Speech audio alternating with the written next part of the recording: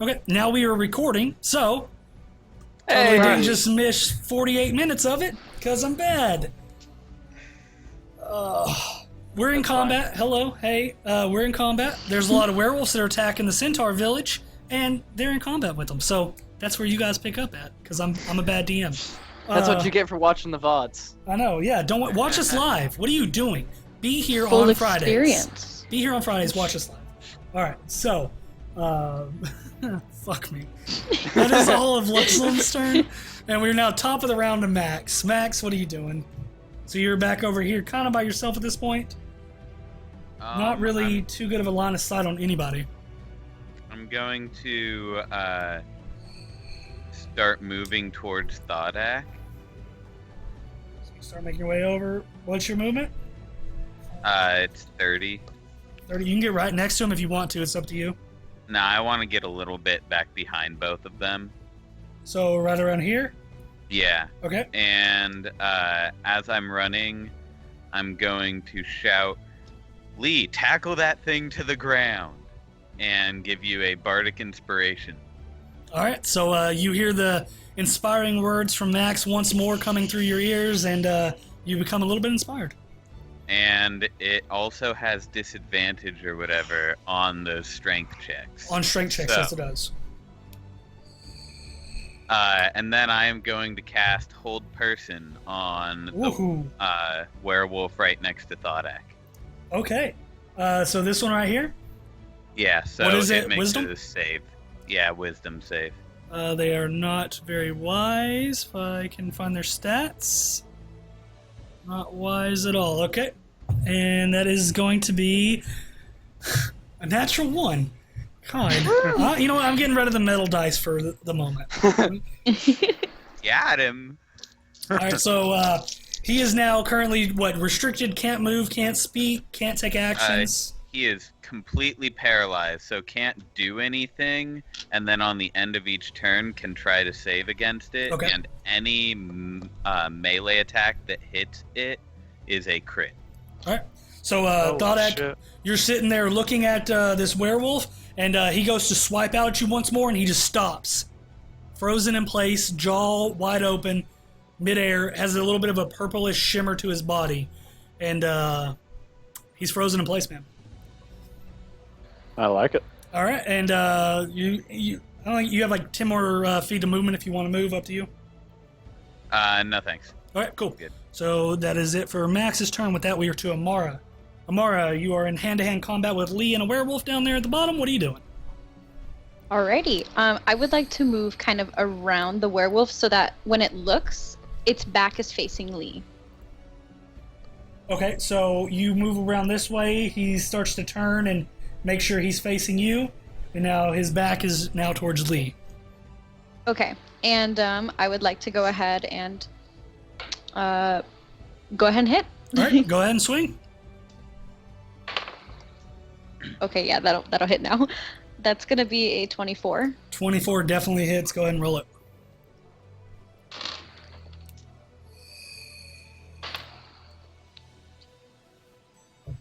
That's gonna be a 8. 8. 8 damage. Okay, and that's on this guy right here.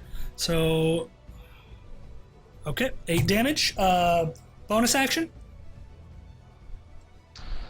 I think I'm good for right now. Okay, so that'll be it for your turn then. With that, we are now to Lee. Lee, what are you doing, bud? Let's keep beating up on this werewolf. All right, going You with the aren't staff. gonna wrestle it to the ground? Well, I'm trying to figure out how I could do that, right?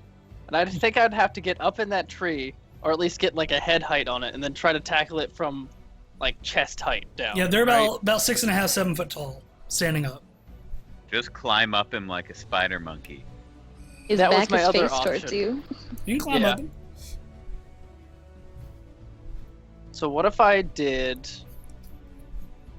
Do Okay, an so acrobatics check and like Hurricane Rana his ass to the ground. Hurricane So what I'm thinking is I could take the staff and just like pop out the knees, and then Oh, just kind of like jump up and try to pull him down. Yeah, you can definitely try. What would that be? So if you go to do that, I guess that would be like a dex save for him, or a strength be strength. What do you think? I don't even know. He's got disadvantage on strength, so I He say does have strength. disadvantage on strength. Oh no, is that Yeah, I saves think or you- checks? I'd be thinking it was kind of a Or it would be a save.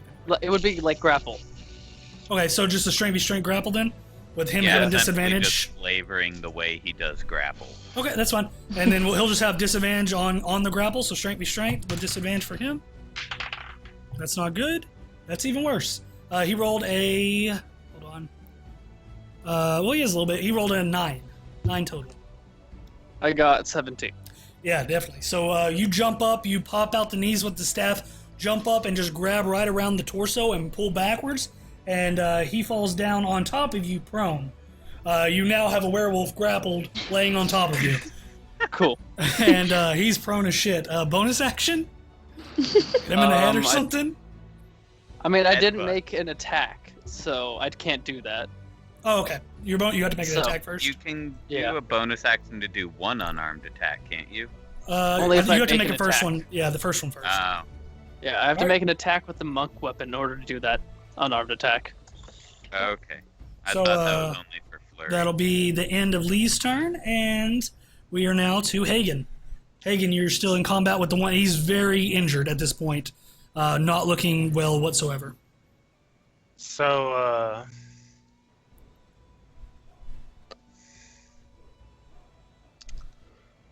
is it still snowing up here? It's definitely still snowy. There's about 1.5 to 2 foot of snow on the ground. Can I take my bonus action to hide real quick? Oh, you mean hide like from the snowfall? Yeah. Yeah, I'll say you can jump back and try to hide. So go ahead and make me a stealth check. As you do have a lot of snow 19 falling. plus 8, so whatever that is. 19 plus 8, 20, 27. 22, 27. 27. I mean, I'll roll for it, but I ain't beating it. Yeah, man. You fade through just the sheets of snow falling at this point, and this guy up here just starts looking around, claws out, trying to find you. Does not see where you went. So if I attacked him, would it be sneak attack, or would I It would- have to run down here? It would be sneak attack. It wouldn't be an auto crit because he is now gone in combat. Right. All right, I want to attack him then. All right, so you pop back out, just surprise, motherfucker, and here comes both daggers into him, man. Go for it. That's 11 plus 6, so 17. So this is 17. 17 does hit. All right, so that's going to be my main hand, so 3d6. 3d6 plus mods. Not times 2 though. Hold on. 21. With that shot, you go straight into the neck, coming out of the snow, and you just see your blade shoot through, and just spurts of blood start pouring out. It grasps at its neck, just choking, and falls over, tongue hanging out of the side of the mouth. The snow begins to melt from the fresh blood. That is one dead werewolf. How much movement do I have left? Can I get You up to have here? about Can I get up 20 to moments. Thar'dia? To Thar'dia? So 5, 10, 15, 20. You'd be able to get to about right here. So you're about 5 foot away from him. 5 foot. How long's my arms? Is that melee range? 5 foot would be melee range to Thar'dia, but not melee range to the werewolf, no. All right. You well, already used your bonus action anyway. Oh yeah. I'll just stay there then. Okay, cool. So you stay there for next round. Yeah, you just single-handedly destroyed that werewolf by yourself. Good shit. Triple tap. Murdered it. So with that, we are now to, Please nerf rouges. why do I have another A there? Listen to the barb talk Oh. with the 41 crits. Arm rock. Nerf roads.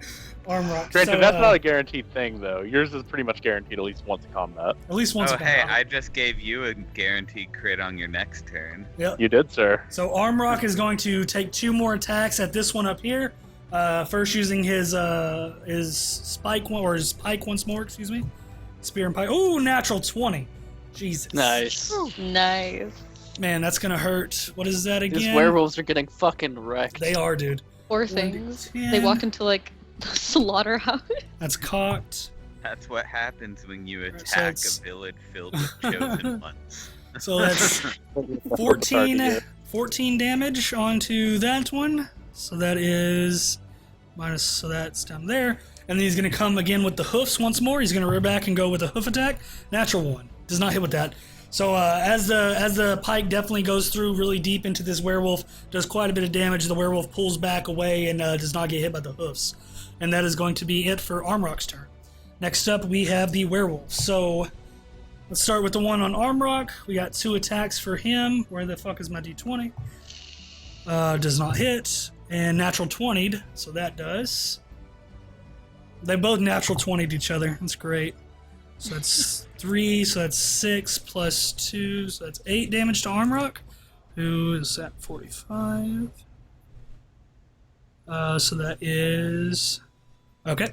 And then that is going to be his turn. Next up, we're going to have... Well, the one on Thar'dia is frozen in place from the hold person, so he can't do a damn thing. Lee, yours is going to try to break the grapple and stand back up. You want to just roll me another strength check as well? And he has disadvantage on it. 6 for him. 10. 10? Okay, so he's still grappled on the ground then. So the only thing we have left is the one more over on the Centaur Guard. He's going to make 2 attacks. First with the bite. That is going to 17, that'll hit. And that'll hit as well. It's even higher. So we have werewolves, excuse me. Where's your damage? Oh, it's 1d8, excuse me. What are we laughing at? I just came up with something. Oh, okay. 1 plus... Jeez, so many... Okay, so that's 6 damage, and then the 2d4s. 4 plus 3, 7, 8, 9, 9. So 14 damage to this Centaur Guard right here. So I have a question for the DM. He's looking pretty rough. Okay, what's up? So is that Centaur guard just kind of standing there like a meat bag, or is he attacking? He hasn't attacked at all. Oh, you're right. He hasn't attacked. I forgot. He's That's tired. because I'm bad and I didn't have him in the rotation. He will attack next turn when Armrock attacks. Yeah, he's just tired, man. Leave him alone. I'm not the best. There's a lot of people on this board right now. A lot of people on the board. I don't have him in initiative. That's fine. But still, he's taking a little bit of damage, and honestly, that's the only other guy that can attack. Because one's held by Max and the other is held by Lee. So that is going to be their turn. With that, we are now to Thar'dia. Thar'dia, you have a frozen werewolf in front of you, and a werewolf just beating on this fucking centaur, who's not fighting back. I don't know why not. He's just taking it, man. Go for the crit. At 100%. Yeah. Lob that head off. That's metagaming. That's fine. Well, it's a dude frozen in It's place. frozen. I know. I'm just fucking with you. Go for it, baby. You gotta hit him first, though. Don't roll low. All right. That is a 16. 16 will hit. That is a crit. Okay. All right. Nice whole person, Max. Them fucking barb crits, man. So that's 2d12 times 2 plus mods, right? Yep. Okay. That is 42 damage. Oh Same my motherfucker. God. My Nerf God. arms. Hold on, 42 damage? 42 damage. 42 damage. I mean, I don't know if you can read this right here, but that, well, no, you can't. Oh, right there, see it? What does that say? It says 42. Oh my god. He had 42 health left. So, Perfect. yeah, he's just held right in place, and you just take your great axe and cleave right through the head as it topples off. No screaming, no yelp whatsoever. Just falls off, dead. He is now out of the field of battle. I like that spell, Matt. That was a perfect crit. He legit have 42 health left. All right, so he's dead. Bonus action? You can still hit again. Yeah, so you want to move up and hit the go other? ahead and attack the other homeboy. Okay, go for it. Jeez. No, that was a 3. Oh, wow. Only did 42 damage. Couldn't make that at least 50. All right, cool. So that is going to be your turn. My God, man. I got to make my guy stronger. With that, we are now to Luxilum. Luxilum, he's just going to run up to pass the brazier, try not to get burnt. And he's going to make an attack at this one with Armrock with his machete, which is, I believe, a +5 to hit. What is it? Yep, +5. Natural 1. Never mind. So that is going to be Luxilum's turn. And with that, we are to the top of the round. Max, what are you doing? I think that I am just going to. Oh wait, the werewolf that's still alive. Let me see. We haven't slept at all. We got three that are still alive. One's just prone. Yeah. Yeah, the prone one, I have no fear that one's gonna die soon. Okay. I'll Eldritch Blast the one next to Thar'dia. Okay, there is a centaur guard there. Don't crit fail, huh? Yeah, I'll try. All right. But, it was a 3. It's so close. What's the total on that? 8. 8, unfortunately, does not hit. But it doesn't hit anybody else either. It just shoots off into the distance. You bring back your hand and throw out this magical bolt of divine energy, and it shoots past and doesn't hit anything. All right. Bonus action? Well, nah. Nope. Okay. So movement and so bonus action, you're good. Next up is Amara. Amara, what are you doing? You see Lee just bear hugging this one. It's clawing, it's scratching, trying to find a way back up, and Lee's just kind of holding it, looking up at you. Okay. I'm thinking that like, if I can stab through this werewolf, this werewolf, and somehow get it to be like stuck on the ground with like the sword. Lee is directly under the werewolf, so I would watch how deep you stab. that is for true. its head. He's Maybe short, slicing. so he's nowhere But near I would say you do have advantage because he is considered prone. So whatever you want to do, it does have advantage as far as melee attacks go. Lee has All right. second damage. Go for it. I'm gonna go ahead Kill and him like look at Lee, and then I'm gonna say, "All right, don't get hit." up. And I'm gonna go ahead and aim down for the head or like neck area, Okay, that's fine. and then I'm just gonna put like one foot on its torso, just so I can get a nice steady. And Lee's little dwarven head's kind of sticking out of the side of the shoulder, so his head is free range. You probably won't hit Lee. You do have an advantage on it, so go ahead and roll it. Alrighty. Oh my god, nat 20. Oh, Yeah. man. Yeah. Okay, go ahead. So as you bring your long sword down on the neck, cleaving through, go ahead and roll damage. The other See. one was a 17. Oh my god. Okay. Rolling so good. Alright. Doesn't have a lot of health, I'll tell you that. So dice damage, ×2 plus modifiers. Honestly, like I don't even think it needs a divine smite. How rough is it looking? He's pretty bloodied. He's not looking good. Not looking good? Okay. Yeah, I don't think you need to. No, I think he's out the door. Okay. And if not, Lee can just crush him to death. Yeah, I'll give you a. That bear hug. Sleeper hold. I don't know. I have a better idea, man. Let's Oh, strangle man. one of them. We're just like murdering this werewolf. So how much is that, Kat? That's gonna be 30 in total. 30? Yeah, sure. Why not? Whatever. So you bring down. You were gonna try to save a little bit for Lee, letting him, as he has done quite a bit of work trying to hold this thing down. But you don't really know your own strength, and as you cleave through the head, lops off and just starts spewing blood like the rest. That is another dead werewolf. Lee, you just are now sitting there with the headless, beheaded werewolf in your arms as sprays of blood kind of go off to your left-hand side over your shoulder. All right. You seem a little disappointed, bud. I had such a good plan, but it's okay. It's dead. It doesn't matter. Were you gonna armbar it?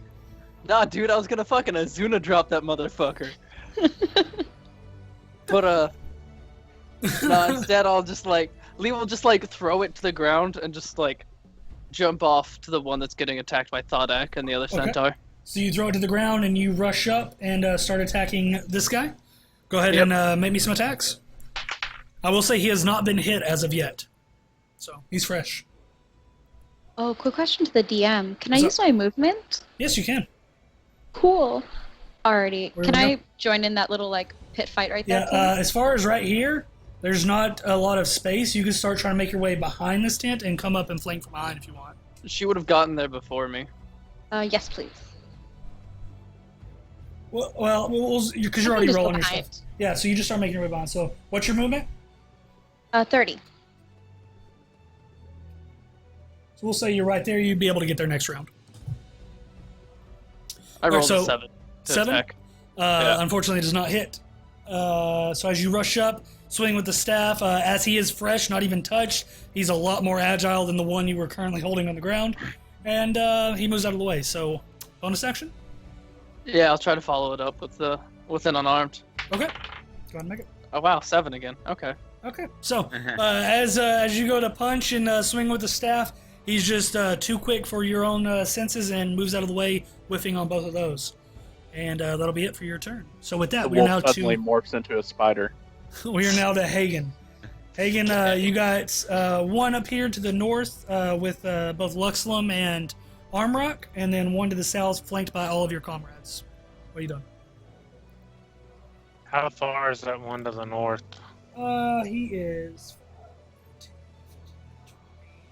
about 30 foot away. So I'd be able to make it. Yeah, I mean, there's not a lot of space there. I would say you'd have to push through Armrock. Well, and with what I Luxlum. got in mind, I think I can make it. I want to like run up to him and climb up the back of Armrock and come Okay. over his head with both daggers down into the wolf. Fuck yeah, you are. So you start running up, and yeah, you can make it from there. Okay, with one dagger into my wolf.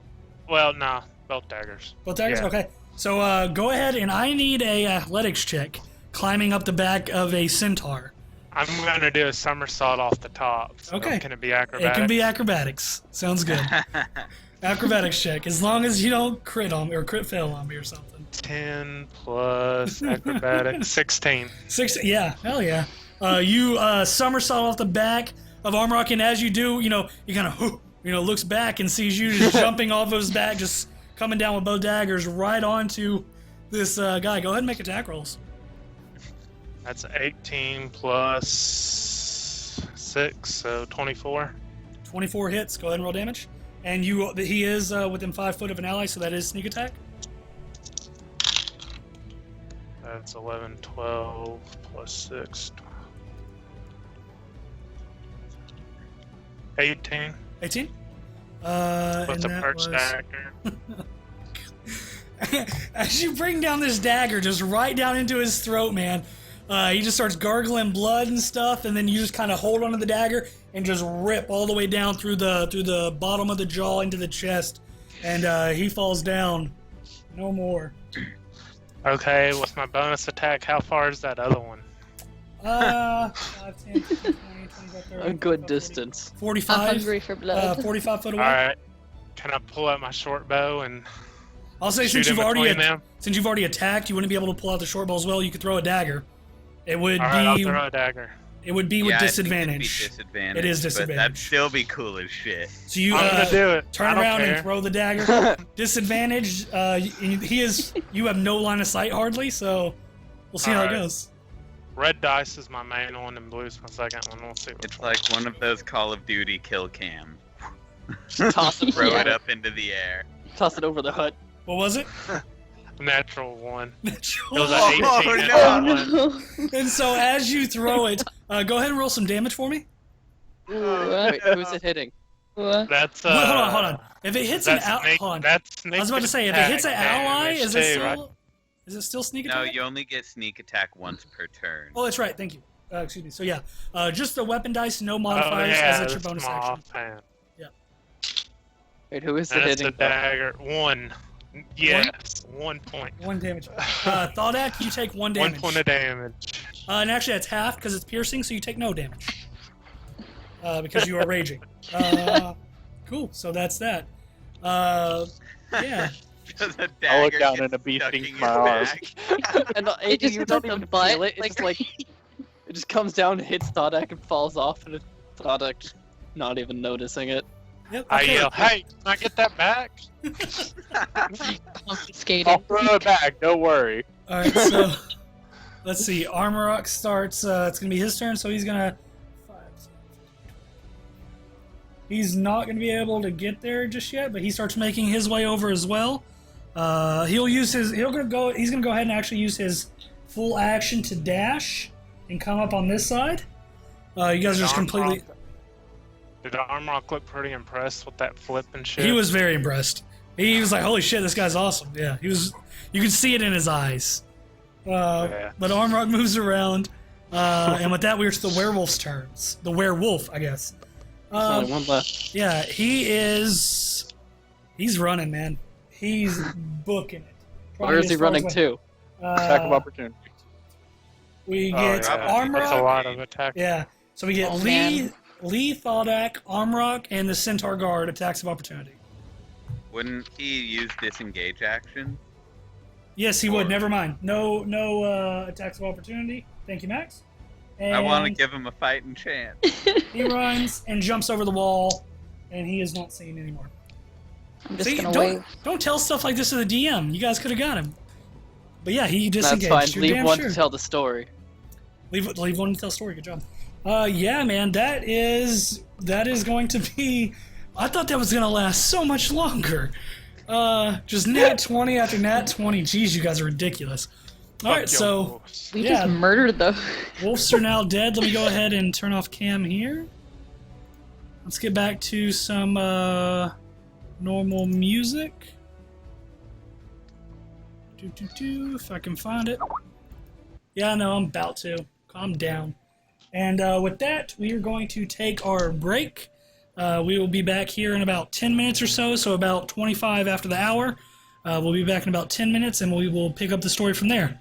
So, see you guys then.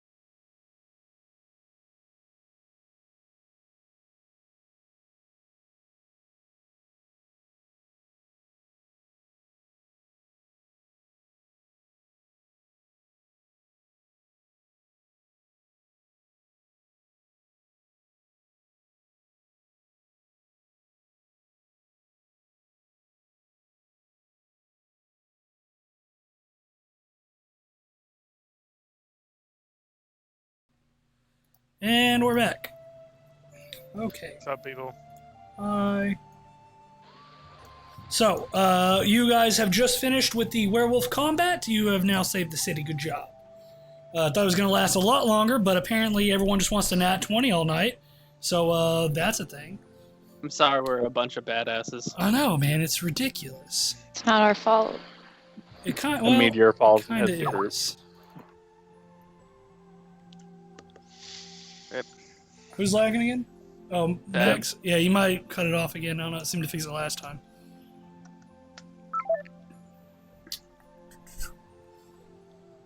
All right. So let's see if we can get Max back in real quick before we go. You good, bud? I think so. Can you hear me? Yep, we can hear you. Okay, then I am good. All right, cool. I don't know what's wrong with Skype tonight, man. It's being really fucky. Yeah, I'm checking out the stream. It looks like everybody's gone. Everybody's what? Everybody's a bit choppy. Oh, okay. All right, so you guys are all now standing around this centaur village. The last werewolf has ran away, jumped the fence, and ran out of sight. You can, the sounds of battle, because it wasn't just this part of the village. Like, essentially the whole village was under attack. This was just the portion you guys happened to be in. So you could hear screams and orders being barked down at the south of the village as well as the sounds of battle coming from distantly down there. But most of that seems to quieted down. It seems like whatever battles were going on in this village have been fought and won by either side. So you can hear there are a few sobs coming from a few of the different tents that are around all of you. A few kind of younger sounding cries and sobs. Definitely some kids, some centaur kids, whatever those might be. I don't know. What would a centaur kid be called? Is it like a goat? Centaur A calf? cub. A pony. A calf? Cauldron. A colt? Maybe a colt, because they're like half horses. Colt. We got centaur colts running, or sobbing it up in the tents. But looking down the path, you all start to see a familiar face charging up, and it does seem to be the face of Kudak, the leader of the loosely laid together army around here. He runs up and he begins to talk to Armrock, and he says, "Armrock, are you okay? I went off to alert the others, and the beast attacked when I was doing so. We fought him the best we could, but we lost 2 of our own in the process." "I am fine, Kudak. You all held your own at the gates, and I'm sure without your bravery we would have lost even more today. Tend to the families of those lost, and make preparations for their pyres tonight. We'll send off the dead and give them back to Melora herself." "It'll be done, Amrak." Kind of, puts one arm over the chest and gives a little bit of a salute. And then he looks towards your group and he says, "I can see all of you helped repel their forces as well. Thank you for showing us more trust than we showed your group, friends." He kind of bows his head towards all of you and then turns around and starts making his way back down towards the south of the village. Armrock, at this point, starts looking around and begins to kind of shout out, and he says, "The werewolf forces are bested once more. It is safe to come from your dwellings." You can see a few different centaurs start peeking out of the tents and pulling back flaps as a few of the younger ones start making their way out. You can see one female centaur come out with one of the younger ones wrapped around her arm, or her arm wrapped around one of the younger ones, and a few of the centaurs all kind of just start to gather around your position as well as Armrock, and he begins to address everyone standing around. He says, "We were all well prepared for their forces this time, but we will all have to stay vigilant to hold back their coming attacks. You all know as well as I have, we have all been locked in this eternal struggle with these beasts for hundreds of years. It is a never-ending war with both sides pushing for power of these woods. While they might outnumber us in their herd, they will never push us out of these woods. These woods are our home. This grove is our home, and we will die to protect it, as our elders did and their elders before that." The group around you guys and Armrock, they all kind of start to cheer, and everyone starts looking around. Spirits seem to be pretty high, even though this was an attack. You can tell they're a very proud race. Repelling their forces is just a good enough win for them. So spirits around here seem to be a little bit more jovial. He says, "I would also like to commend this group of travelers here for their bravery. Kudak found them in our woods and brought them all back here in bonds. We showed them so much distrust and yet they stood with us in battle. Us centaurs have not trusted any other races for a very long time, but from what I've seen in this group itself, it shows me that there are still honorable souls among the two-legged ones. For without them, you might have gotten overrun this day. Now, let us all get back to our day. We have a lot of work to do. We need to repair these walls in our homes. You can see a few different centaurs at this point start coming up towards your group's position. Some of them start shaking hands. One of them actually comes up towards you, Hagen. A little bit of an older-looking male centaur, and he says, "Thank you, brother, for helping us. If you ever need a warm bed, my hut is open to you and your friends." And he reaches out and starts shaking your hand. I shake his hand. I say, we might take you up on that tonight. I think a few of us need to rest. It is open if you need it. He kind of bows his head and starts pushing back towards the crowd. A female centaur comes up to you, Max, and she comes up, arms outstretched, and just wraps you into a hug. Very powerful woman, not like many of the human or half-elven women you've ever met. Very strong for a female. And she embraces you, and she kind of hugs you for a bit, and she lets you go and kind of sets you back down on your side. Jesus. And she looks towards you and says, "You all fought really bravely for our people today. You kept me and my little one here safe. Tonight, we shall celebrate in your honor. Thank you all once again." And apparently we got kiddos around here. And the group of citizens, starts breaking apart. Each of them all coming up to each one of you and shaking your hands and stuff like that. They all start breaking apart and start going to, somewhat fix the village. As the walls, some of them have fell over a little bit. Some of the outstretched pikes of the sharpened wood that were protecting the outer ring has fallen over. So definitely some repairs need to be made. Some of the tents themselves have rips in them from the werewolf claws and stuff like that. So everyone at this point is kind of in the repair mode. You can see down the path, Kudok and a few of the other centaurs seem to be carrying off what look to be the two fallen centaurs of the group. What is that? Oh, centaur? So two of the centaurs are carrying off the two that have fallen. Others are beginning to stack wood in the center of the village, and you would all assume this to be for the dead. Centaurs, they don't really bury their dead. They just, they burn them at this, or not burn them at the stake, but burn them to send them off.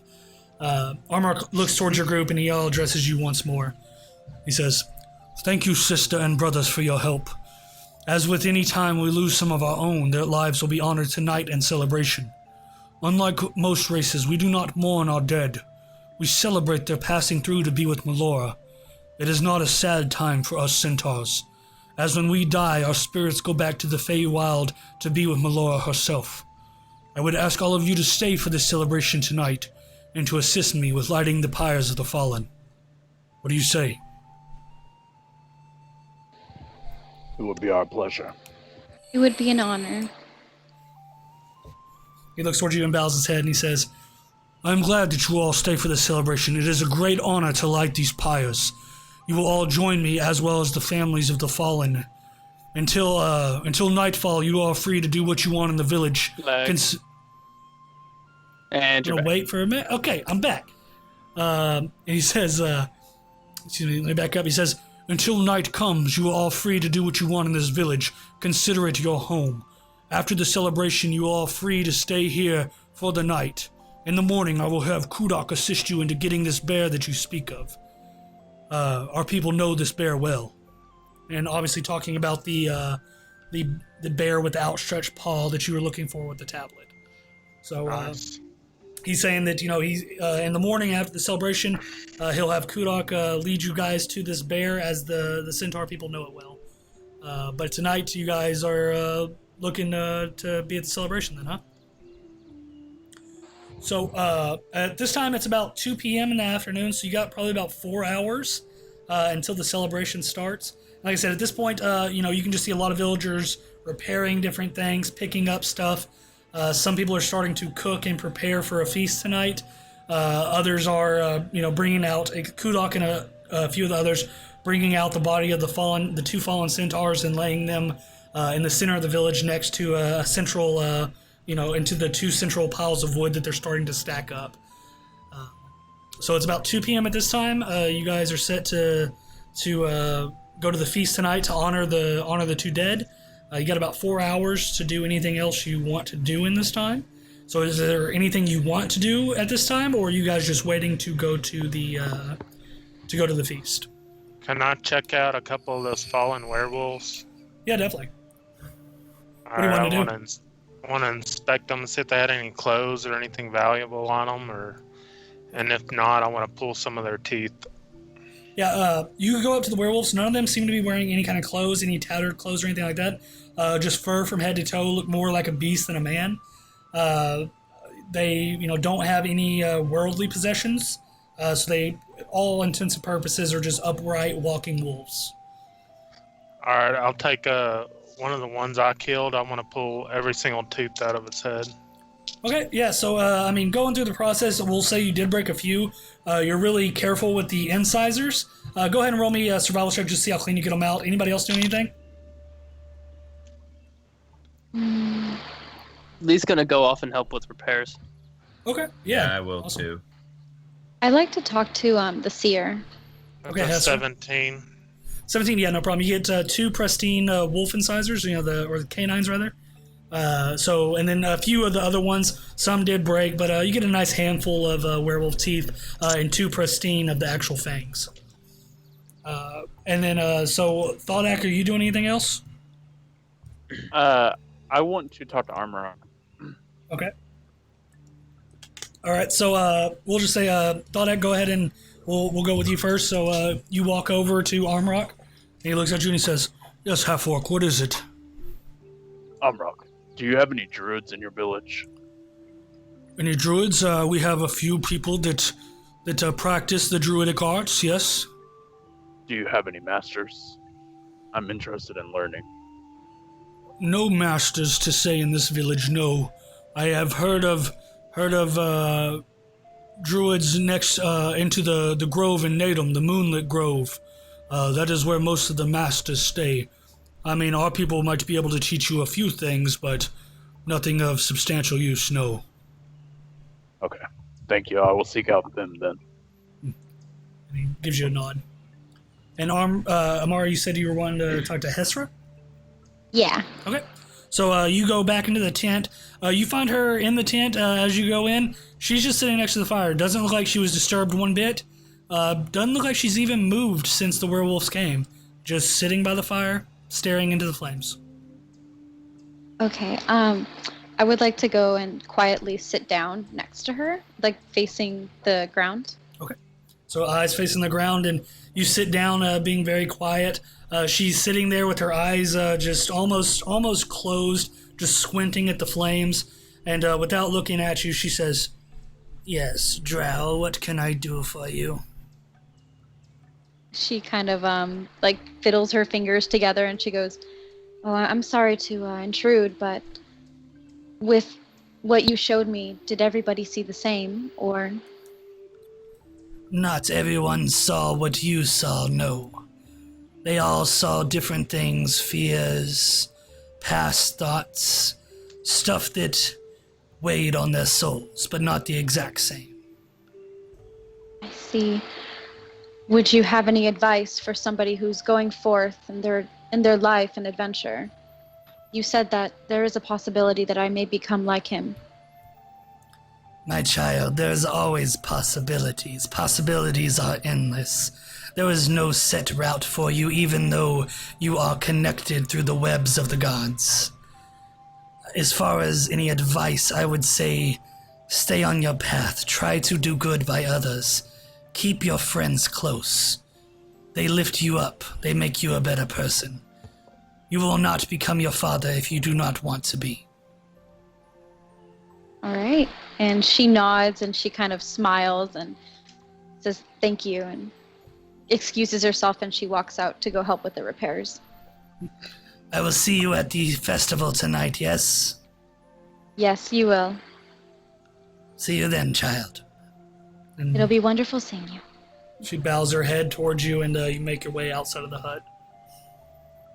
So we had Lee and Max, you guys are just helping with repairs on the village. Yep. Yeah, so like I said, a few of the walls, have definitely been pushed in, as it is only wood. You guys help with some repairs on that, fix up some of the tents, sew up a few of the slashes from the werewolves and stuff like that.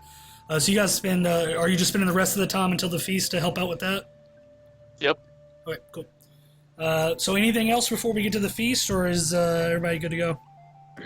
I like to sit down and start whittling on that magic wood I harvested from that tree for my handles for my daggers. Okay, yeah, definitely. Just go ahead.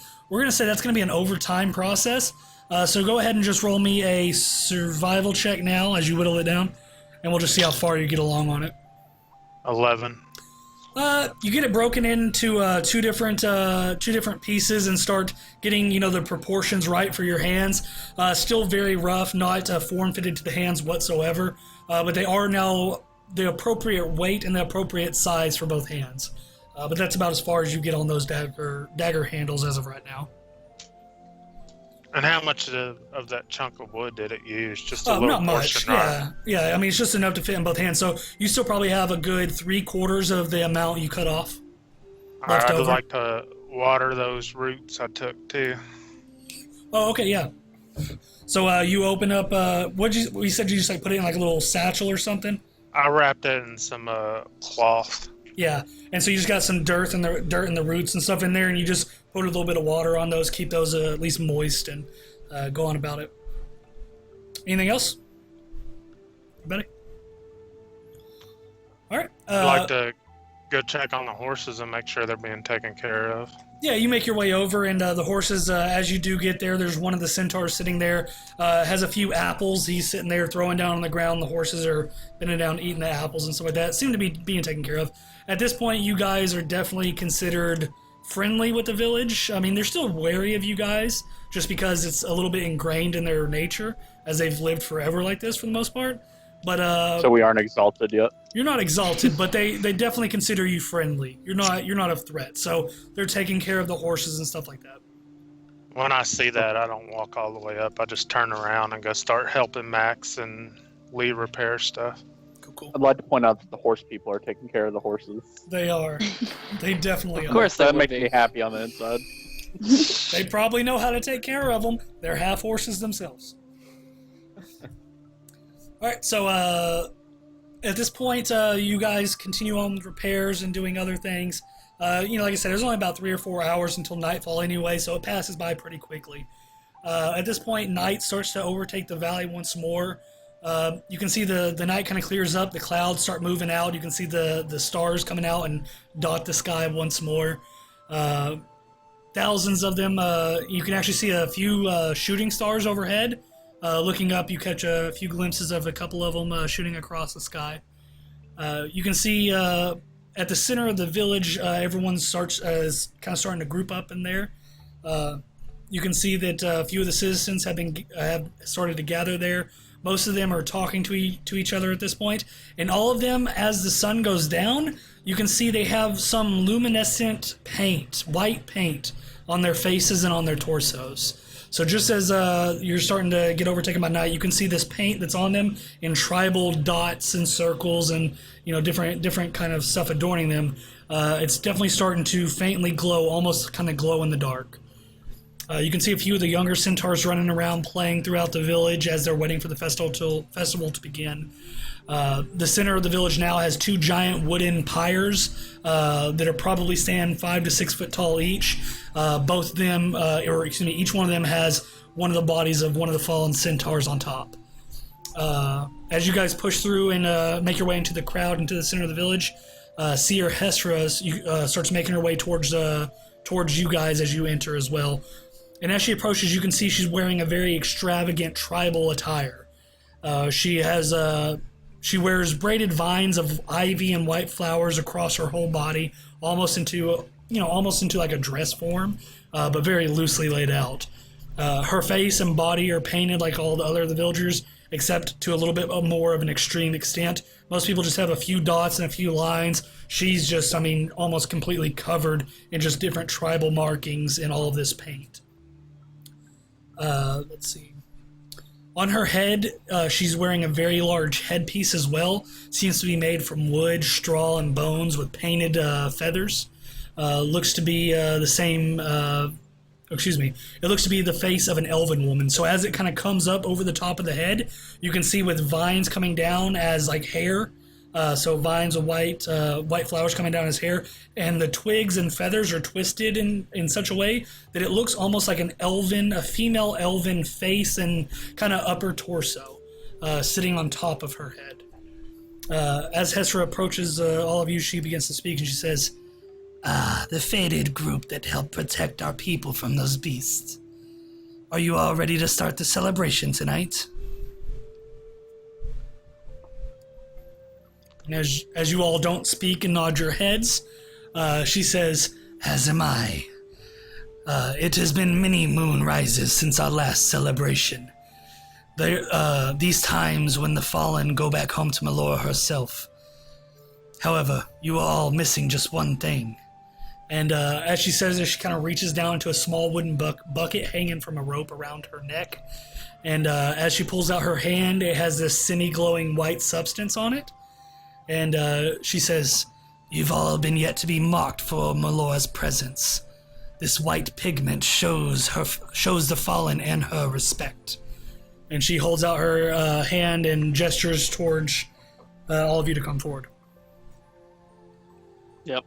Yeah. So as you make up kind of single file line, she starts drawing on your face, dipping her hand back into the pigment every so often, and she starts drawing just different tribal markings, dots, lines, a few geometric shapes, going down onto the neck and onto the shoulders itself. All of you, spend about the next 5 to 6 minutes getting painted up, and very tribal patterns adorn all of your bodies now. You definitely look like you fit in with the rest of the group here. And after one by one, after you finish up with your tribal marking, she looks towards you all and says, now you are all truly one with us tonight. Come. The celebration is about to start. And she starts leading you guys over towards the pyres. I have a question. What is your question, half-elf? Do you happen to have any sort of centaur alcohol? Trust me, there will be many alcohols that you will be able to have tonight. And that's like strong enough to make you guys get pretty messed up, right? Most little two legs do not drink our alcohol, so I'm sure it'll do you good. Yes. Oh, that's great. That's all I needed to know. Yeah, you're gonna get. Don't worry about it. It's a party, man. You gotta have alcohol. So she starts walking you all over, and she's leading you to these wooden pyres. As I said, each stand about 5 or 6 foot tall, probably about 10 foot in between each, and they're adorned with various flowers and native plants and leaves that are around this area. It's not most of the flowers on here are white, not a lot of vibrant colors, as it seems to be pretty much the only flowers that are blooming right now are the ones that are adapted to the cold weather. And it's just, you see these same white flowers that she had on herself that are now on these pyres as well. As you all move forward, you can see that there's a few small fire pits with torches burning on the ground next to each of the pyres. Armrock is standing there, as well as the fallen's families, and they're all standing next to the pyre. As Armrock sees Hesra and all of you approaching, he speaks up and he says, I thank you for honoring our dead tonight and their families. Melora shall oversee over all of us tonight. And he looks up and he says, Hesra, begin marking them for their crossing over. Of course, Armrock. She bows her head and makes her way over towards the pyres themselves, and same thing, starts dipping her hand into the wooden bucket around her neck, and she starts marking the bodies of the fallen centaurs on top of the pyres. It takes probably, she's probably taking about 3 or 4 minutes to mark up these bodies. You guys doing anything in this time between while she's putting the tribal markings on the 2 dead centaurs? Anything for Armrock or anything else? You're muted, I'm bud. just gonna... I just pull my hood over my head. That's all I do. Okay, so pop the hood up. Amara, what were you saying?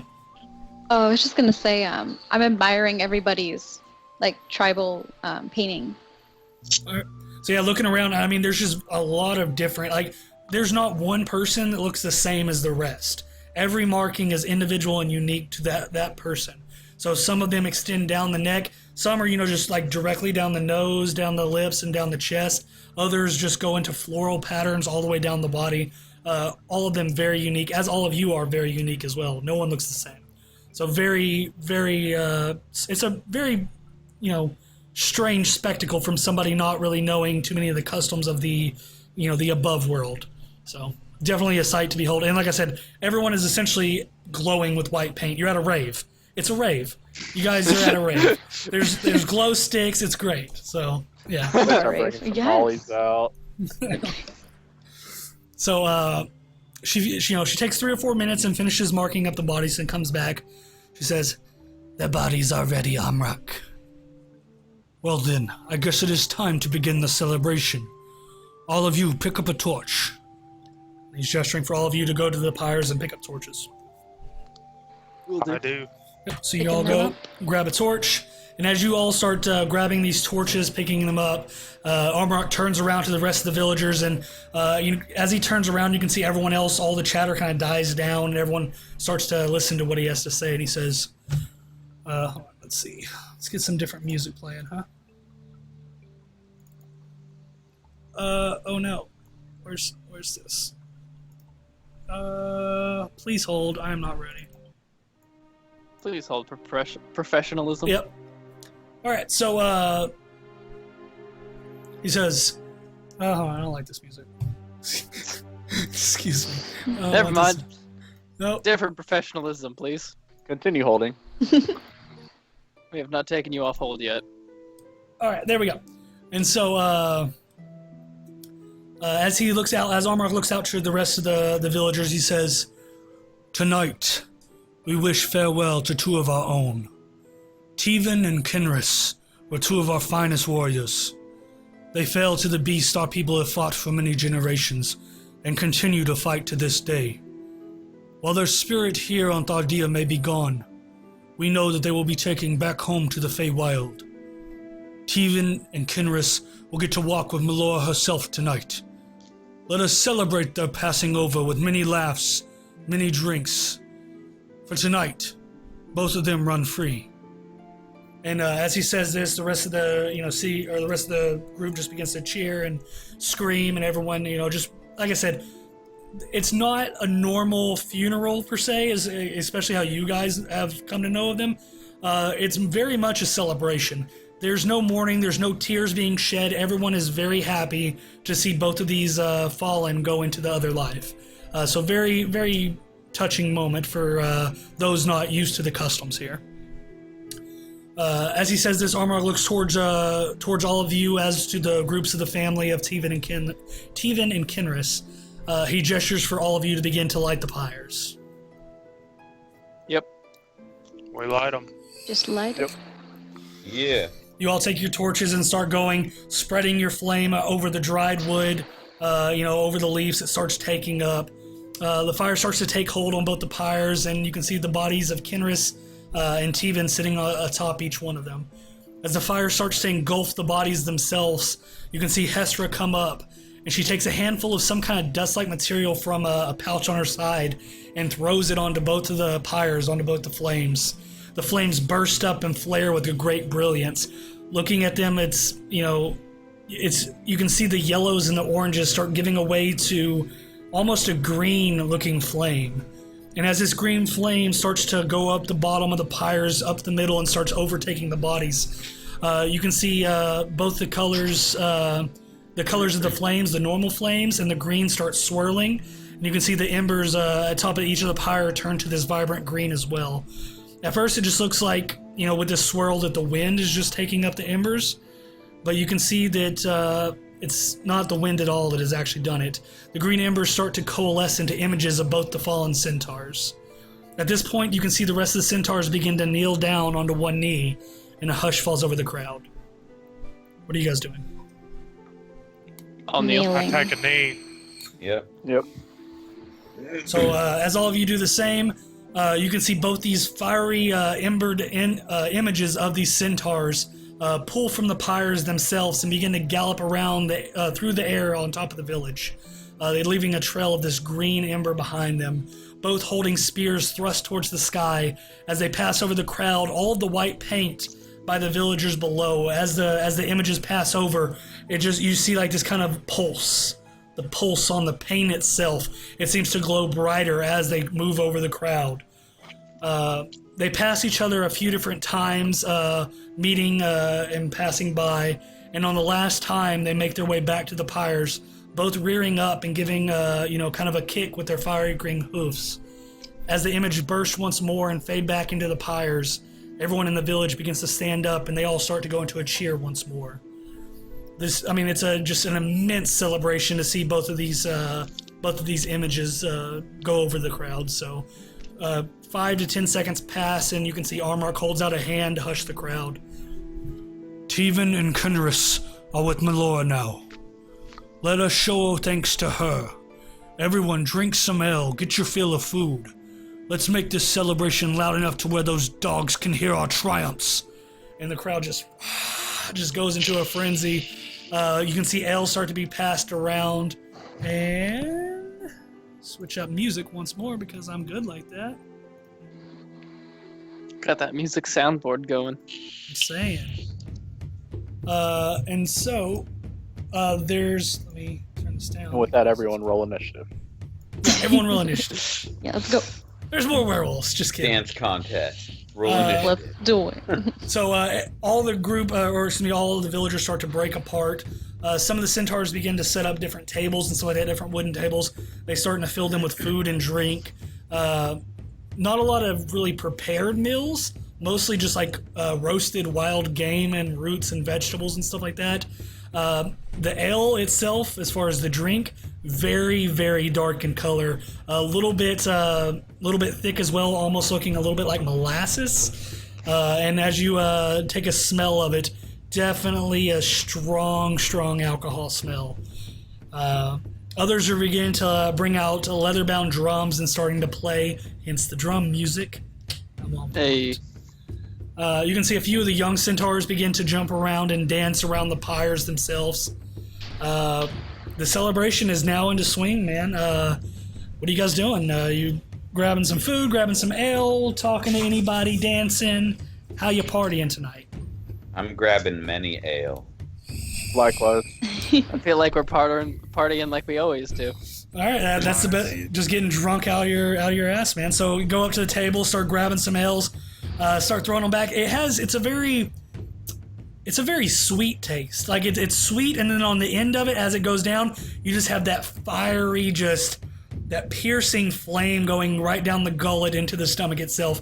Just as just warming the body as all of this snow is around here. As all the snow's around, just really warming the body as you drink it. Like I said, there's roasted game, there's rabbits, there's venison, there's different ground animals and stuff like that. As far as most everything else, it's mostly meat. There are some roots, some vegetables and stuff like that, but not much. Some carrots and stuff like that around, but not much else. Very, very simple here. So everyone's grabbing some drinks, anything like that. Like I said, there's a few people playing drums and a few centaurs going around dancing and singing and stuff like that. You guys just taking part of the festivities as well? Yep. Yeah, I'd like to join in the dancing. Definitely. So Mara goes over, and as you go over, some of the smaller centaurs, they kind of like stop dancing and pull back a little bit. And then you go over there and you just start moving, man. You start dancing your own. They all kind of like look at each other back and forth, and then kind of creep forward a little bit and begin to pick up the beat and start dancing with you a little bit more. And before you know it, you're just over there dancing with everybody. Once everyone is treating you as family tonight. So there was a little bit of hesitation, but everyone's definitely warming up to your group. So you guys are starting to eat and get your drink and stuff like that. Kudok comes over towards you guys as you're sitting around one of these tables, and he says, "So, Armrock told me I will be leading all of you to the Great Bear tomorrow morning. Might I ask why you're wanting to go there?" We're searching for the lost city of Adrilla. And as you say that, Luxlam kind of speaks up. He's like, "Yes, excuse me. We found this tablet here, and it says that the first step into finding the entrance to the city of Adrilla is to head towards the bear's left paw.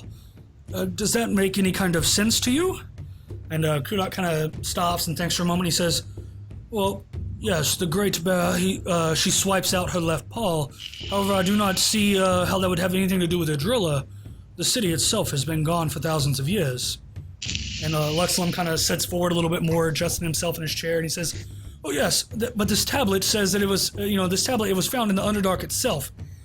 It says it even speaks the city's name. Now, even you must find it odd that just some random tablet in the Underdark would even know the name Adrilla. And he kind of thinks about it for a second, and he says, well, that is strange indeed, but I do not know how fruitful your search will be. Either way, you are all now friends of the village, so if the Great Bear is what you seek, I will take you there. We will leave at first light in the morning. Make sure you're ready to go. Once you are, come and find me at the gates. It'll probably take us several hours to get to this bear that you seek. And, Luxum kind of nods his head and stuff like that. Anything else for Kudak? Anybody got any questions? I'd like to ask him about that amulet around his neck. What it means to him and what it is. Yeah, he looks down and he grabs it and he says, This amulet is given to us when we take our name day as a man. We have to go out and find a beast that burdens our land, usually a wolf or some other predator, and bring back its corpse. It is a lone mission, and we have to go it by ourselves. Some do not return. Those that do get to wear one of these amulets around the neck. And he kind of, pats onto it. I just nod. And he looks towards you and he says, well, you are all friends tonight. Drink, eat. If you need any place to stay, I'm sure you can find many tents around here with open bedding. So he starts making his way out into the party, and he goes over and actually starts dancing with you, Amara, as well. He starts dancing around, throwing his spear into the air. Everyone's just having a damn good time tonight. He goes over to one of the tables and just downs some of the ale, looks over towards Max, and he says, is that all you're gonna drink, little one? I thought it would have been a little bit more than that. And he kind of shoves you on the shoulder and goes back over and starts dancing once more. I'm gonna go to the source. The source. Where is the keg? I need the keg. Yeah, there's a table with a lot of big pitchers. Clay pottery, as you know, they don't have metals and stuff like that, or a lot of metals. Most of that is used for weaponry. So a lot of clay pottery, but just big clay vases and stuff like that. Vases, if you want to be technical. And you can pour you as much as you want, man. They can keep it coming. So there's like big clay storage bases. Yeah. Okay. And they have individual cups just sitting around on the tables as well.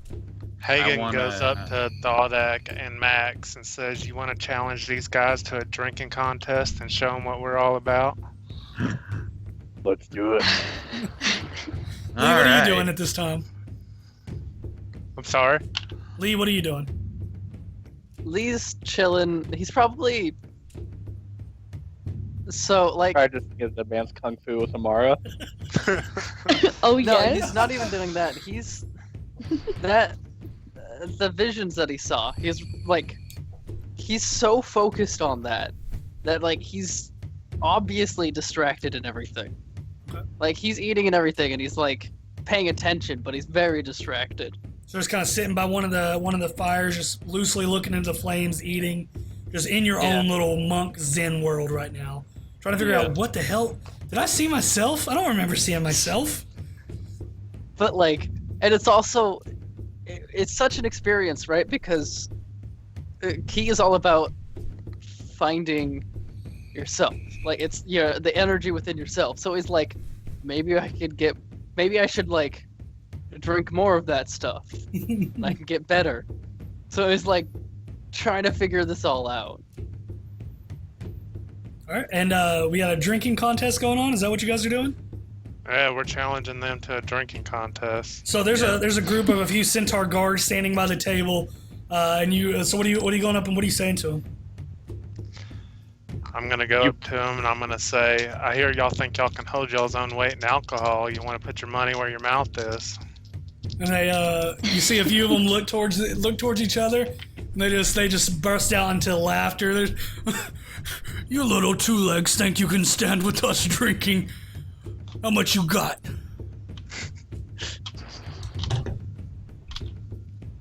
Are we dipping into the bank for this?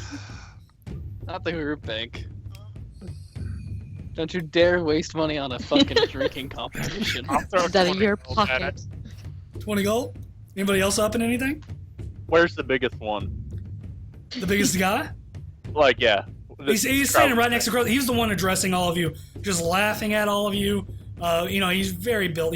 Standing 8 foot tall, probably weighing 500, 600, 700 pounds. In question, was he the guy who told us that he would eat us where we walked into He is the guy that told you he would eat you. Yes. Ooh. All right, I point at him and I bet I will throw down 50 gold. You can't hold your liquor with the dam. And as you say 50 gold, his eyes kind of go back a little bit, and he says, "All right, half orc, let's see what you got then." And holds out his hand, shaking for the deal. Max, you doing any money in? I'll put 30 in. 30? All right, so we got 70, 80, 90. So we got 100 right there. So there you go. Oh, no, yeah, 50 and 20. Yeah, so 100 gold. So as you pop down, all you guys put down your cash, they look towards it, and they kind of go back and pull out a few satchels and stuff, start looking through, and they throw down a big coin purse onto the table as well. Says, "All right, let's see what you got." And they put down 3 mugs, and you drink first, 2 legs. 1 mug in front of each one of you.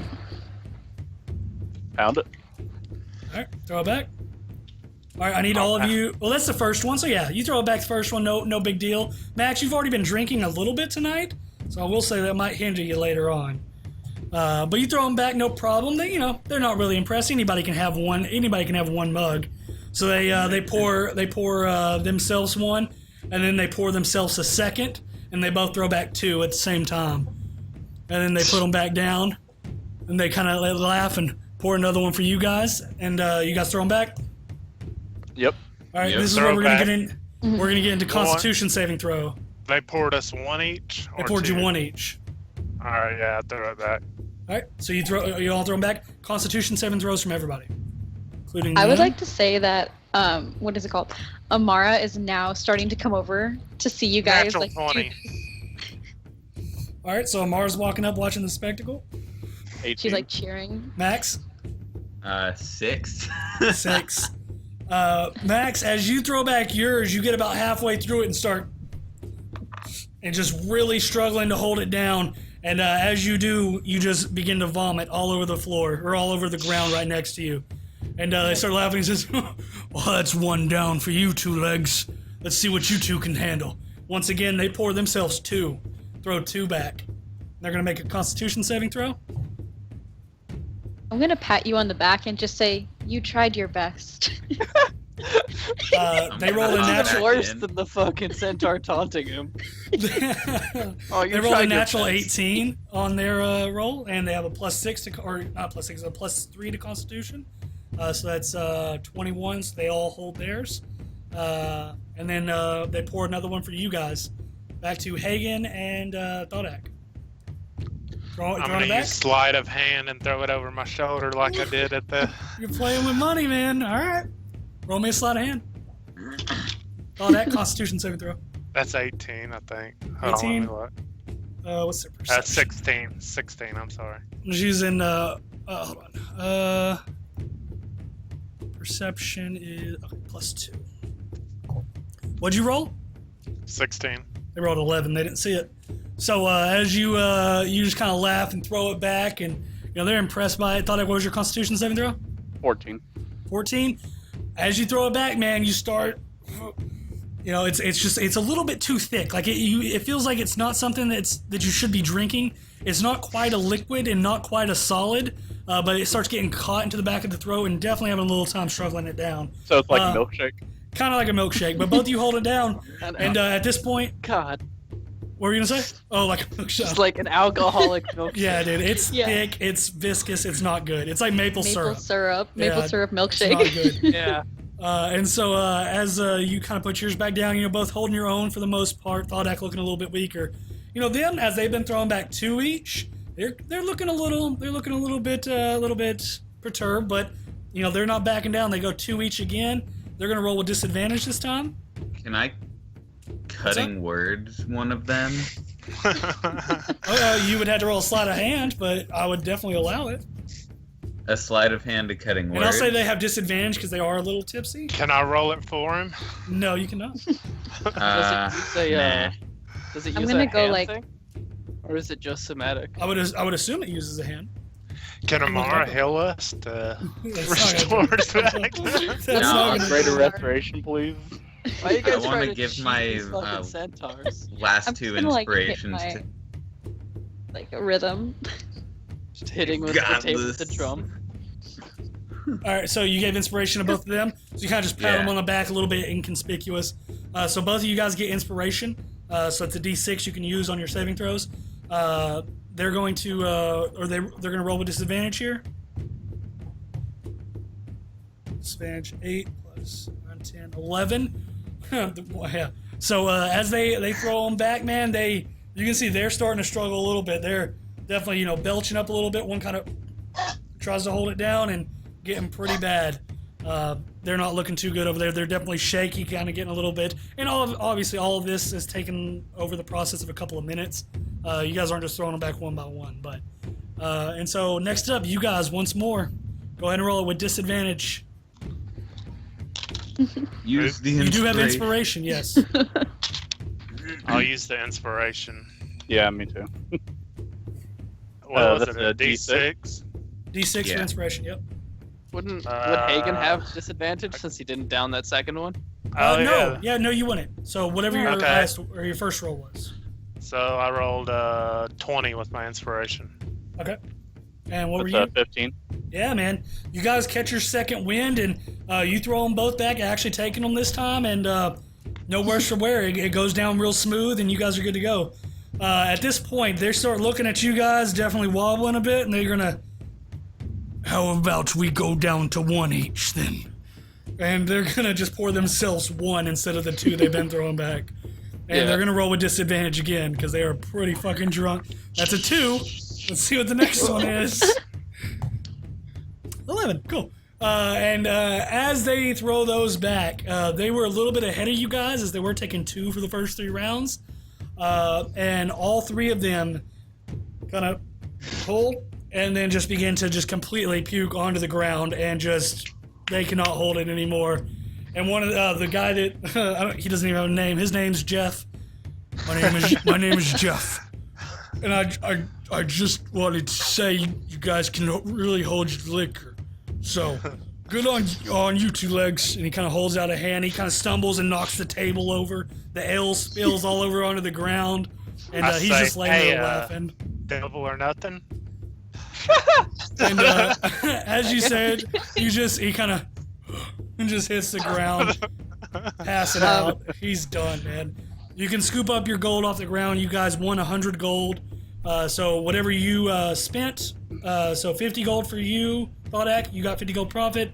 Hagen got 20 gold profit. Max, you got 30 gold. Or no, it doesn't matter. I mean, it was a team thing, so Max, you get 30 gold as well. So make sure you add back what you spent and then add an extra 50, 30, and 20 on top of that. Hey. Hey, I you would want a like to little bit go of up to cash. everyone that participated and just kind of like pat him on the back, and then just kind of like she like wraps her arms around like 2 of them, and then she goes like, "Well, looks like they aren't the ones who are gonna be eating us, yes?" And then she just kind of like noogies you guys like really hard, and she's like, "I can't wait for you guys to like feel this in the morning." And you guys are fucking plastered, dude. This ale is very strong. It's strong. It has to be strong enough for a horse. It's a 700-pound animal.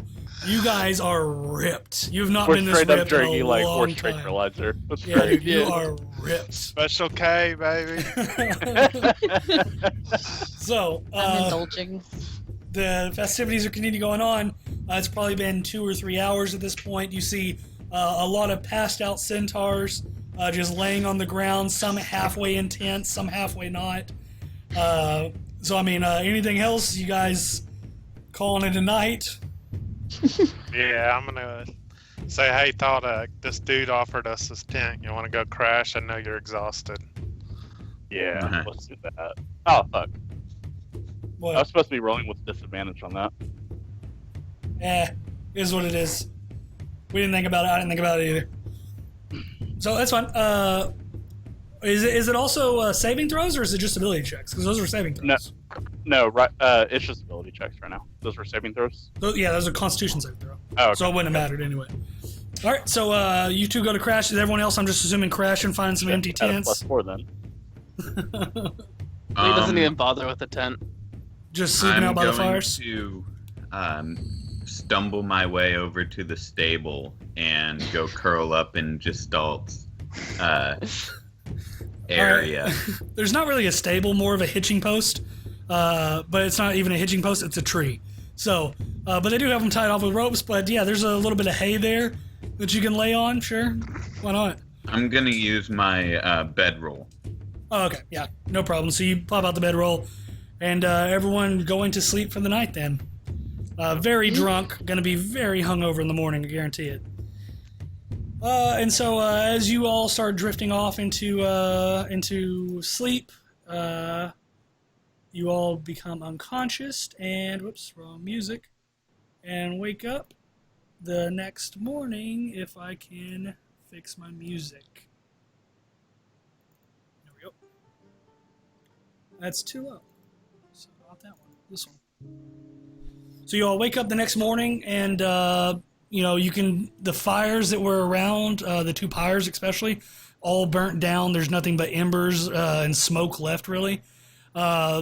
Definitely a lot of, as you make your way out of wherever you were sleeping, definitely a lot of passed out centaurs around this village, as everyone seemed to have a very good night last night. All of you wake up to the crisp morning air, well below freezing. And so for anybody that was sleeping outside, I definitely had your bedroll on because you're sleeping out in the snow. It's cold, very sub below at this point. I want to make a campfire and cook up the 10 pounds of wolf meat that I acquired. Okay, yeah, no problem. Yeah, so you go over to one of the fires that were left around, because there wasn't just the two central pyres where the bodies were burned. There were other fires as well. You go over, mix up some of the coals still hot from last night, and throw some more of the wood onto the fire that was stacked next to them.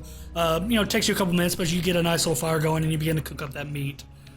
So all of you start rousing and coming to consciousness. Both Max, Thar'dia, and Hagen, all of you are very, very hungover. Hence the fried wolf meat. Yeah, head just pounding, feeling like shit, does not feel like a good morning at all. But you are all awake nonetheless. So it is now morning. Kudak told you all to find him, or he would find you in the morning, and then you guys would meet out by the gates. So as you all wake up and gather around this fire, you all just eating some of this wolf meat that Hagen's cooking up. Mm-hmm. Hagen, performance check just to see if it's burnt. See if your cooking skills are on par. It's a fucking 2. It's a 2. It's burnt. That is some burnt ass wolf meat. Does anybody say It's anything? jerky. You just eating it? Y'all want some wolf It's jerky? had worse. Yeah, I'm eating it. All right, so you guys are eating some very, very well done wolf meat this morning. I mean, it's already wolf meat, so it probably doesn't taste the best. It's not the So best it's meat not to making eat. it that much worse. No, you definitely Just maybe look killed some crispy. parasites or something. It might improve it, actually, now that I think about it. Lee is going to eat very quickly and seek out Hesra before they head out. That's fine. So everyone else is continuing, and you make your way up to Hesra's tent. Going in, she seems to be over by one of the tables, mixing up some kind of, some herbs. You would assume some kind of tea or something like that. Yeah. As you enter, she says, the dwarf. Yes, Lee, what do you need? I was wondering if it was not too much to ask, if I could have more of that drink. And why do you need more? I seek answers within myself.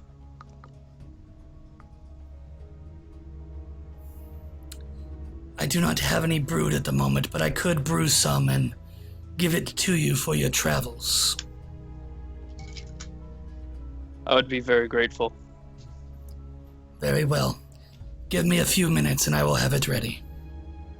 Thank you, Cirrus.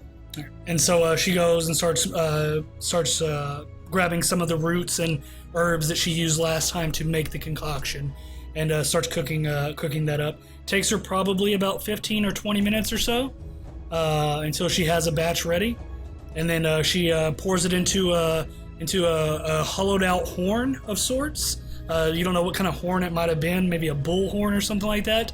But she pours it into this hollowed out horn, and then takes a really heavy leaf and puts it over the top, and then wraps it with leather. And she hands it to you, and she says, "This needs at least a few hours to steep. If it does not steep well, it will not work." I will take heed of that. Again, thank you very much. And as you start walking away, she kind of grabs you by the arm, and she says, "Do not get lost in what you see. It is only a tool to help you see what you should. Do not think it is anything more." I will be cautious. Good travels, dwarf. Until we meet again, Cirrus. And you start making your way outside the hut, getting back to the center of town with your comrades. So you got one, I don't know what you want to put, hallucinogenic potion. It'll take a couple hours to steep, and then you can use it at your will. He won't drink, but he'll stream his ass off. It's well, I guess it's all natural, but It's natural. he likes that hardcore shit, man. So all of you finish up eating. Anything else you're doing before going to try to find Kudak? Just Rubbing guess. my temples. I'm gonna check up on everyone who's really hungover. Very hungover. I bowed out of the game pretty quickly, so I'm not as hungover. But Well, I am you also still started quite early hungover. too. Yeah. You had a I feel couple pretty before you good got after started. that wolf meat. I'm just saying. Good greasy breakfast always makes me. That greasy breakfast land and on that my wolf feet. meat. That wolf meat is Makes greasy, man. burnt. Yeah, I'm gonna go over to Thar'dia and just kind of she's gonna kind of fold her arms a bit, and she's gonna say, "Well, it was kind of reckless, but I am glad that you all won. But please do take care of yourself, all of you." Okay, Mom. Thank you, Mom. She kind of like Mom, laughs. She goes, "You're welcome." I'm going to. I want to find someone and ask them if I can have a keg of that stuff. Jesus Christ. There's leftover drink on the table you could just take. There's nothing that's really. There's nothing that has a top to cover it, so you might have to find some way to seal it so it doesn't spill.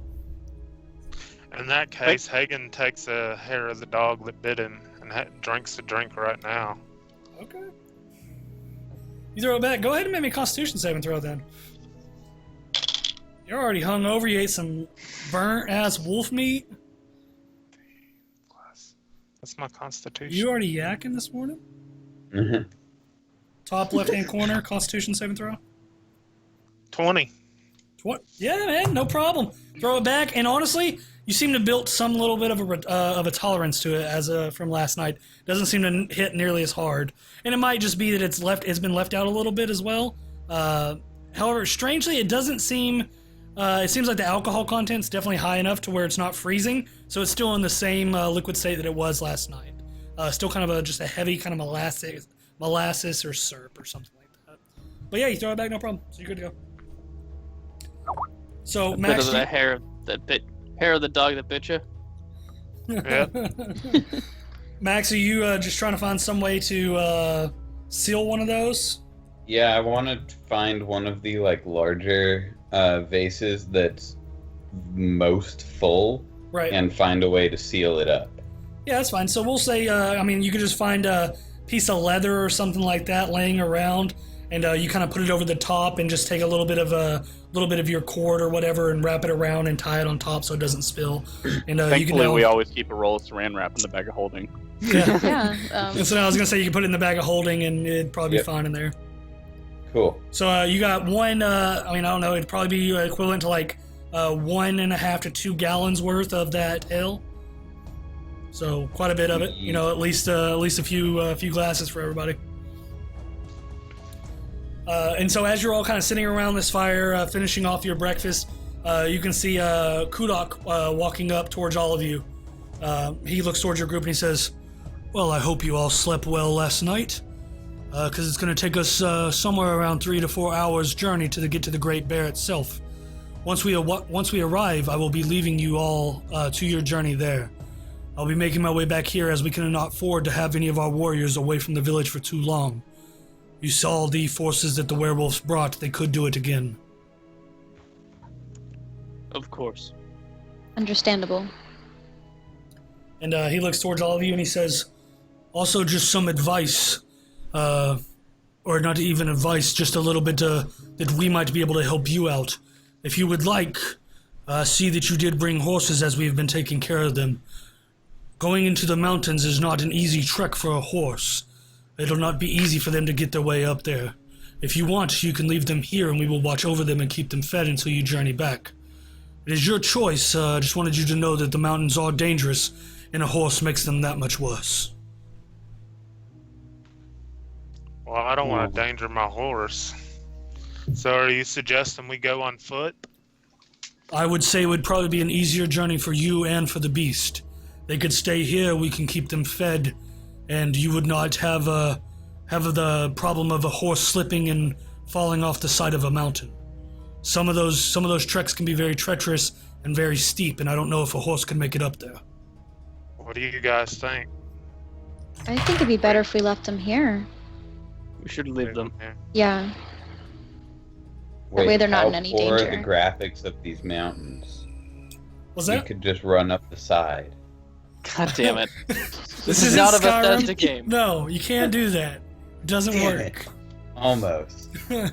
Alright, Hagen takes out his pack and gets all his horse rations that they got and leaves them All the with feed them and stuff. Okay, yep. So you leave in Gestal as well? Yeah. And Lexon looks up and he says, "I do think it's a mighty fine idea. I honestly didn't even consider taking my horse into the mountain until right now. So, if you would have them and keep them watched over, I would be in your debt as well, Kudok."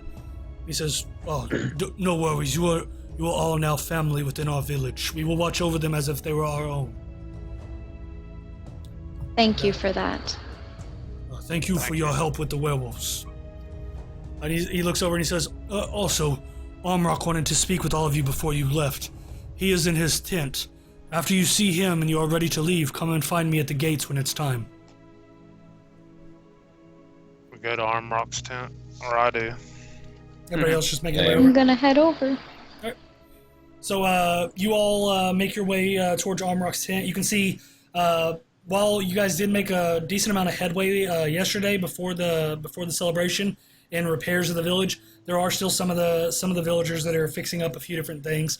You can see a few of the small young colts, I don't know what we call them, gathering up handfuls of wood and stuff like that and bringing it over to the adults. Everyone seems to be doing their part. Definitely a small community to where no one, even the kids, the kids have to do their jobs as well. They have to help out. It's a communal effort. But everyone seems to be getting by, and you all make your way up towards Armrock's tent at this point. You can see the heavy furs that drape down over the top. And you can actually, Hagen, you can see a new addition to the pelts, a wolf pelt that you had given Armrock when you first arrived, as a show of peace between them, now hanging directly above the entrance to the tent. When I walk through, I reach out and rub my hand through it. Yep, and the tanning process has already begun. They had already salted it and started to dry the leather, so the fur itself is cleaned and feels really nice.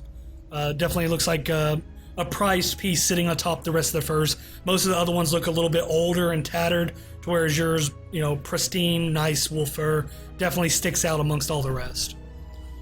And you all start pushing your way into the tent itself. You can see Armrock sitting behind the table once more, as when you first saw him when you entered the village. He looks up and he says, yes, come in. I wanted to thank you all once again for your help in repelling those dogs. We do not have much to give as far as gold for your help, but we do have these. And he leans over and he pulls out a wooden crate and sets it down. And in there you can see, counting them out, 8 vials of potions sitting in. And as he sets them down, the glass clanks to each one. You all, looking at them, immediately recognize 2 of them as just normal potions of healing. And you also notice 2, even though you haven't used them, as potions of greater healing. There are 2 left that you do not, or excuse me, 4 of those were, no, wait, hold on. Yeah, 4 of those were potions of healing, and then 2 of those were potions of greater healing. The last 2 you can see, you haven't seen potions like these before. And he starts pulling them out and setting them over to your side. Looking at you, he can kind of tell that you're not really too sure as he sets those last 2 potions down. And he looks towards you and he says, "Now, I'm sure that you've all used healing potions in the past as you are adventurers, but do you know what these 2 are?" And he kind of holds them out. And everyone go ahead and make me an intelligence check. Or Arcana check. Arcana, for anybody that has No, I'm I do too not know drunk what they are. still. I got a 1. That's a 2. 14. 14. Hagen, what are you? 9. 9. None of you notice or know what these potions are. Have not seen them as far in your travels yet. He picks up one of the potions. It seems to be yellow in most of the color, but you can see these black streaks that run across the potion and seem to swirl throughout it on their own. As he holds it still, you can still see the inner potion just moving and swirling.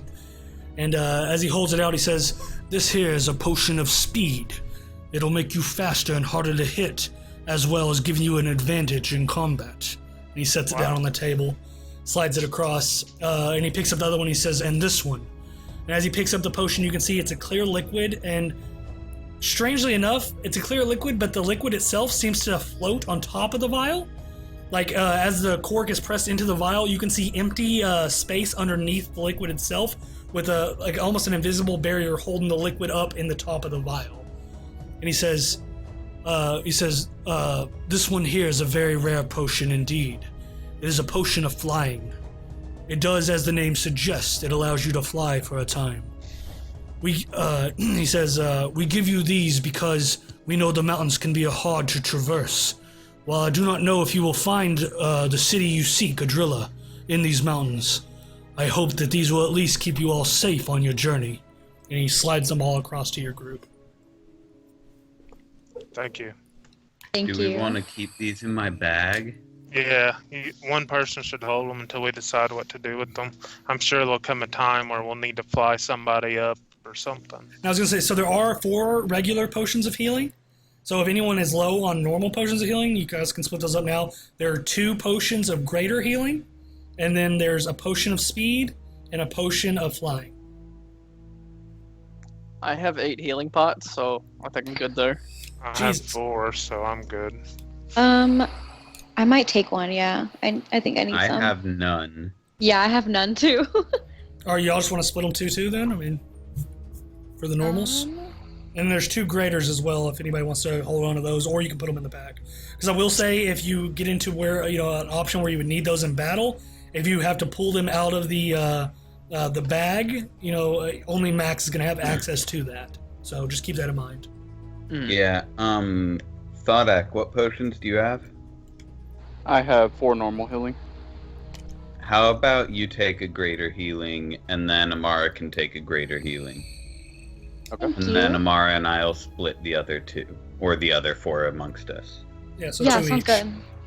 Perhaps. And you what should is the greater put healing?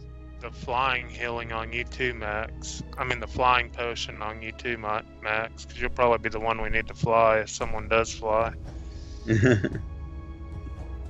So, Thaldak, you get 1 potion of greater healing. Amara, you get 2 potions of healing, 1 potion of greater healing. Max, 2 potions of healing. And then you still have the speed, the potion of speed, and the potion of flying. You can keep those in the pack, or you can give those to somebody. I think everybody should hold it. I mean, that way we can at least toss it to the person that needs it, instead of going through the pack. Yeah. So just equip them or whatever. Just have them ready to go. Okay, yeah, I'll just have the potion of healing, in my normal pack. Alright, what about the speed and flying? Or, sorry, the potion of flying in my normal pack. Who's And, getting the speed? Too. yeah, do you want me to hold on to the speed potion, or should someone else hold on to it? What exactly does it do? I would say I'm getting it to you either right Lee now. or myself should probably have the speed potion. Okay, so this is the potion of speed. It's in Skype now. You can look at it. And then I'm about to link the potion of flying as well. Okay, great. Yeah, I think that Hagen should take the potion of speed, And then I'll there's the take potion the of flying. All right. Cool, let's see.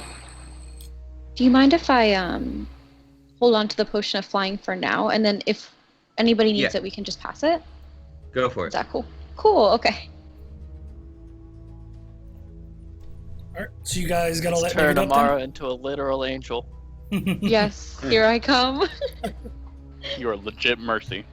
I can't believe I'm Mercy now, guys.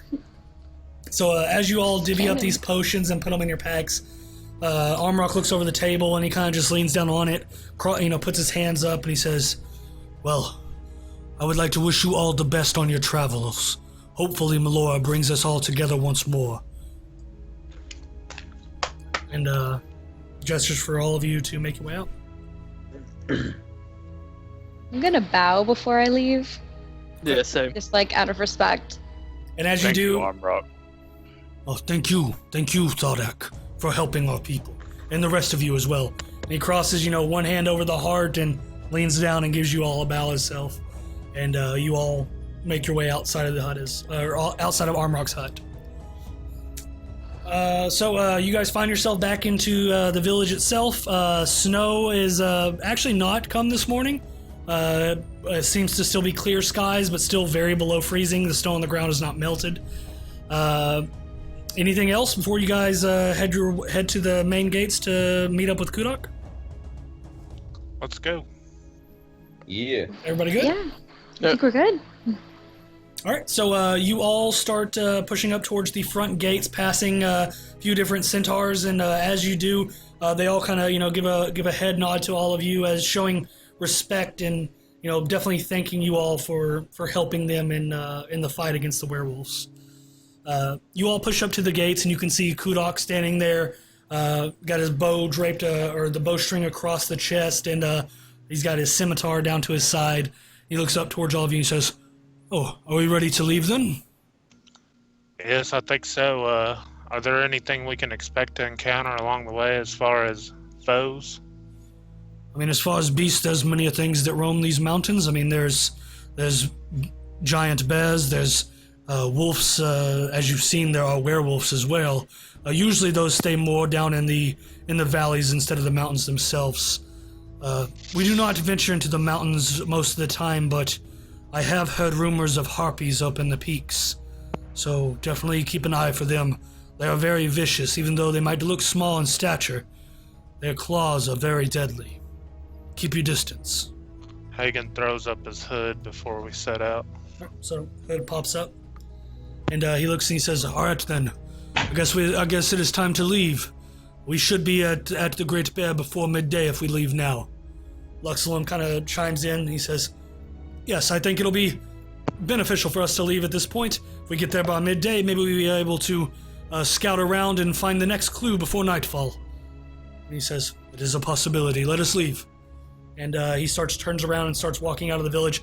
Both the gates open up, and the wooden gates push forward. You can see two guards standing at either side, and you guys start making your way down through the forest itself out of here. So you guys begin to walk along, horses left behind at the Centaur village, being kept safe as they would be more of a burden in the mountains. Heading into the forest here, trees are definitely a lot taller than the rest of the forest. As you guys push in, it seems like the closer you get to the mountains, just the immense height of the trees start growing. As you're pushing in, you're probably only 2 to 3 hours from the mountains themselves, and definitely probably, I don't know, the trees are ranging upwards of 50 foot, 60 foot, definitely growing a lot bigger in girth as well. Much older forest in this area. Definitely doesn't seem like there's a lot of civilization other than this centaur village. A lot less traveled. You guys are definitely off the beaten path in the forest proper. As you walk through, the forest seems to be teeming with life. You can hear birds chirping in the canopies. You can see a group of two does and a few fawns kind of, frolicking in the snow itself. Passing through, you can see that there is a small stream, and it does seem to be steadily flowing in water, but there is what seems to be like a coat of ice on top of it. Definitely doesn't seem like it's moving with a lot of pace, so probably next few days that stream's going to dry up, or not dry up, but completely freeze over. You guys walk on for probably 2.5 to 3 hours without any kind of incident, any major incident whatsoever, just kind of taking in the landscape. Looking around, you finally start to get to the mountain base and start ascending up in elevation. It's not, a sheer face or something like that. It is gradual as it goes up, but you can definitely tell that you're starting to go a little bit higher into the mountains. The oxygen starts getting a little bit thinner as you make your way up, and you definitely get a little bit more tired as you walk this pace. As you start actually ascending up into the mountains themselves, you press on for probably another 30 minutes or so, and you begin to crest over this rocky outcropping. And as you make your way over the outcropping itself, you can actually see the mountain range opens up. And at this point, you can see the mountain range in full. Mountains just extending as far as the eyes can see. Snow-covered peaks adorning each of their tops. Just immense height. I mean, looking at these mountains around you guys, they're probably, some of the peaks are upwards of, 5,000-6,000 foot in elevation. You guys are probably somewhere around 1,000 right now, so just very, very tall mountains around. In the distance, as you continue on through these mountains, you can see probably about a mile or so out, you can start to see and make out what seems to be a strange-looking rock formation, just peeking its head above the treetops themselves. Stands probably somewhere to 100 to 100 foot tall above the trees, and it resembles a bear with an outstretched paw. It doesn't look like it was carved by anybody with any kind of stonework or anything like that. Rather, it looks like it was molded by itself or by the gods into this mountain. Even with the heavy snow covering the formation, it is unmistakably a bear. You can see its mouth agape with teeth showing. Very impressive sight to see in these mountains. Like I said, it doesn't look unnatural, but it definitely doesn't look natural either. It's not something where like, oh, it kind of looks like a bear. No, that shit looks like a bear, but definitely no one put it there. It's very perplexing on how it got there. Words are hard. And as you're looking at it as well, it looks like it, as you guys kind of came up over that crest, it looks like it goes slightly down into a valley itself, a little bit below your elevation. So you guys are probably somewhere around 1,000, 1,500. It probably drops down to about 900 to 800 elevation, 800 foot elevation. And as you all kind of stand there and look upon it, Kudak speaks up and he says, "Well, there she is, the great bear of these mountains. She is beautiful, isn't she?" Luxon kind of looks on. He says, "I've seen a lot of things in my day, but it is very magnificent, and I don't understand how the rocks could form like that without help from the gods themselves." Kudak speaks up. "Well, there is a story that has been passed down through our generations on how the Great Bears came to be, if you would all like to hear it." And he's asking you. Sure. Boy, Yes. howdy would I. And you start walking and talking as you start descending in elevation a little bit at this point, making your way through. As you guys continue to walk down, you can see the image of it just sink below the trees, and it kind of goes out of view, and you're now just walking through the forest itself. He begins to speak up, and he says, "It was said that this bear was once a very powerful druid. This druid came to assist our people from a terrible foe, a giant basilisk. That would come from the mountains to eat our people. She walked through the mountains for days searching for this beast, and she finally found it laying within this valley. She then transformed herself into this giant bear and began to fight the beast. It was a colossal fight, to say none the less. The battle shook the ground and mountains all over Thar'dia. The fight lasted for weeks until both the druid and the basilisk were bloodied. The druid, seeing just how weak the basilisk had become, threw out her paw with fury from Melora herself. It sliced the throat of the basilisk, and then he began to fall. The druid, tired in her weeks of battle, forgot in those moments not to look the beast in its eyes. When she did, her giant bear form was turned to stone, and in that instant, she now laid rest to where she is this day. She sacrificed herself for our people, and we thank her for it.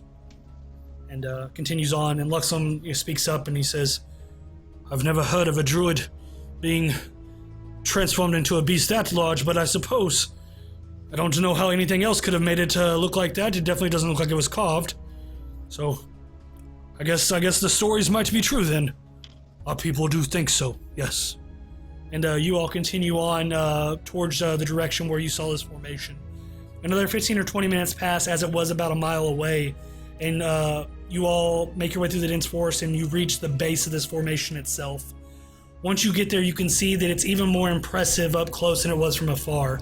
Looking up, you can see through the treetops and peeking through the canopy, you can see the stone just jutting into the sky itself. And looking on the stone, it looks almost like the stone has a texture to where it would have been fur at one point. You can see streaks almost looking like paintbrush strokes across the rock itself. Definitely looking unnatural, but not carved. The base of the rock itself is huge in circumference. Looking around the rock itself probably extends almost in a circular pattern around this forest base. No trees in the way, obviously, and it's probably 200 to 300 foot in circumference around.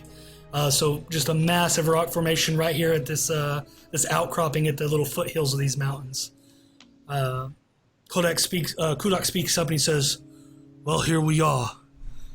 What does your riddle say about this paw?" Asking all of you. What does the riddle say? Head towards the left paw. The left paw points toward the serpent, which we need to follow. Well, we are at the bear now. I do not see anything lying under her paw on the forest floor. So your riddle means to follow the direction then. Head towards the bear's left paw. I want to climb on the bear.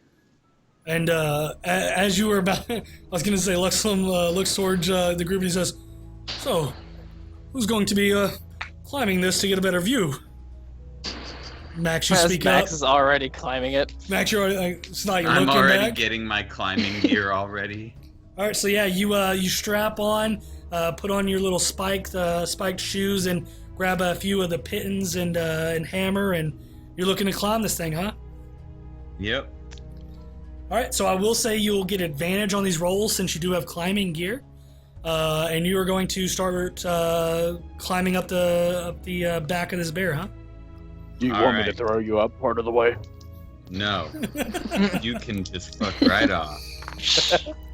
Aw, I got a 6 and a 4. Shit. All right, Max. So as you start climbing up, and that was an athletics check, correct? Yes. Yeah, I okay. get a +0. Yeah. So as you go to climb up, you make it about 10 foot up and fall onto your back, taking 1 damage. While All Max right. is doing this, he Hagen is already says gearing himself up.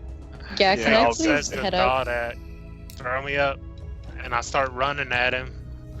All right. So I thought got you're my like, pick in my hand, and as soon as he throws me up, I'm gonna somersault and stick that pick in. all right, I like it. I'm gonna Like how go you ahead said and somersault, so you can use acrobatics on the jump. You like that? So Thaldak, you go ahead and make a base with your hands, and you give him a throw. I'm gonna say go ahead and roll this with advantage since Thaldak gave you a lift, and go ahead and roll that acrobatics as you fly through there. Do I need to roll a strength check? No. He's just. I mean, you're strong enough. He's a small good. little wood elf. That totally wasn't a natural 16 one. plus. What's my acrobatics? 6, so 22. 22. Yeah.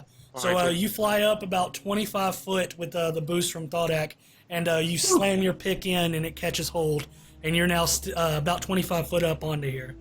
I'm assuming you had your climbing gear on before you did this? Oh, yeah, no doubt. Yeah, of course. Yeah, so you'll get advantage on these. As you start to climb, you will be making a series of athletics checks to make it to the top, because the bear does extend up somewhere around 120 to 140 foot up into the air. So it's very tall. We got a lot of Okay, people climbing this thing, though. I start using my hammer and pinions and climbing. Just remember, you can always fall. So as you start going up, go ahead and make me an athletics check with advantage, and just making your way, tapping in your pittance. The pittons make it so you can't fall more than 10 feet. Is that true? You said athletics or for. acrobatics? Athletics. So Just four- straight fall. raw stroke. You just fall back onto the pitten. May I 14. actually Damn. What was that roll, Hagen, with advantage? 14. And what were you going to say, Mara? Oh, I was gonna say, if I could do some climbing as well, because my athletics are like one of Yeah. Hey, you Pretty can do good. whatever you want. So- You can go ahead and start Oh. climbing as well. Go ahead and make me an athletics check. I'm gonna give her my climbing gear. I think Thank did you. everybody buy climbing gear? yeah. we I think do. everybody. Yeah, Oh, everybody's did got it. Yeah. I'm just gonna give it back. Thank you. Thank you, though. Thanks, but no thanks. So that's athletics gonna checks from you. be. Yeah, that's gonna be a 15 to get up. All right, so you start making your way up as well. Hagen, you find yourself somewhere around 40 or 50 foot. I need me another athletics check with advantage because you do have your climbing gear. Amara, another athletics check with advantage. 16. 16. Hagen, as you keep going up with your pick, hammering in your pittons and wrapping off your rope as you climb, you make your way upwards of about 100 foot. Looking back down, the forest floor is very far, very high. So, Amara, what was yours? 24. 24, you make your way up about 50 foot as well, and start going up. Hagen, last one. Give it to me. Dang, sweet. 17. 17. You crest up over the top somewhere 120 to 140 foot in the air. At that 100-foot mark, you passed all the treetops, and now it's nothing but blue skies, very, very cold wind, and this rock face. But you do manage to make your way over. Amara, what was that roll? And the last one is going to be a 19. 19? Yeah, no problem. You all make it up, no problem. So you start cresting up. Hagen, you're already on top. Once you get up top, looking over the landscape, you can see much more, obviously, than on the ground. You're above all the tree tops at this point. The wind up here is definitely blowing a lot stronger than down below. And it's just a very frigid, very cold wind. Amara, you start making your way up, and looking over the landscape, you can see the same as well. Just looking over, you can just see endless amounts of trees in every direction that you look. You can see mountaintops peeking out of each one of them, covered in snow. But just a lot of trees in this valley. You can see a couple of hawks circling in the air and stuff like that. And the sun at this point seems to be directly overhead. You would assume it to be midday or so. As both of you are standing up there on top of this bear, you can see it with the arm outstretched, probably another 20 or 30 foot in front of the bear itself. How are you? Are you guys moving up to like the head of the bear? Are you actually walking out onto the arm? Like, what are you doing? Did we I see would- anything serpent-like from here? Go ahead and both of you guys roll me perception checks. Can I still be With trying to advantage or climb it?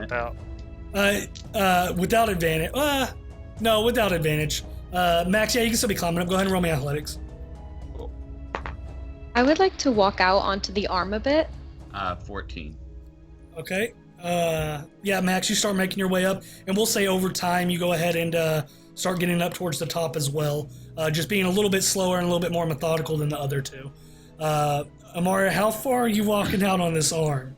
Not 'Cause- far, just like where the base is, like, Okay, you know, where it 'cause- connects. Yeah, because you got, probably 10 to 15 mile per hour winds up here, and you're about 120, 140 foot up. And you have no pittons or climbing gear holding you to this rock at this point. So, that's fine. You can walk right out to the edge of the arm, still safe distance, making sure you're staying on the base of the bear, not to have any slips or anything like that. What was the... Flag. Boop, boop, boop. Am I back? You're back. And Okay. you're back. You're rolled- back. I rolled So- a 16. And Oh, Amara, yeah, what was yours? perception. Yeah, perception. 17. 17. Max, go ahead and roll perception as well since you're up there. Ooh.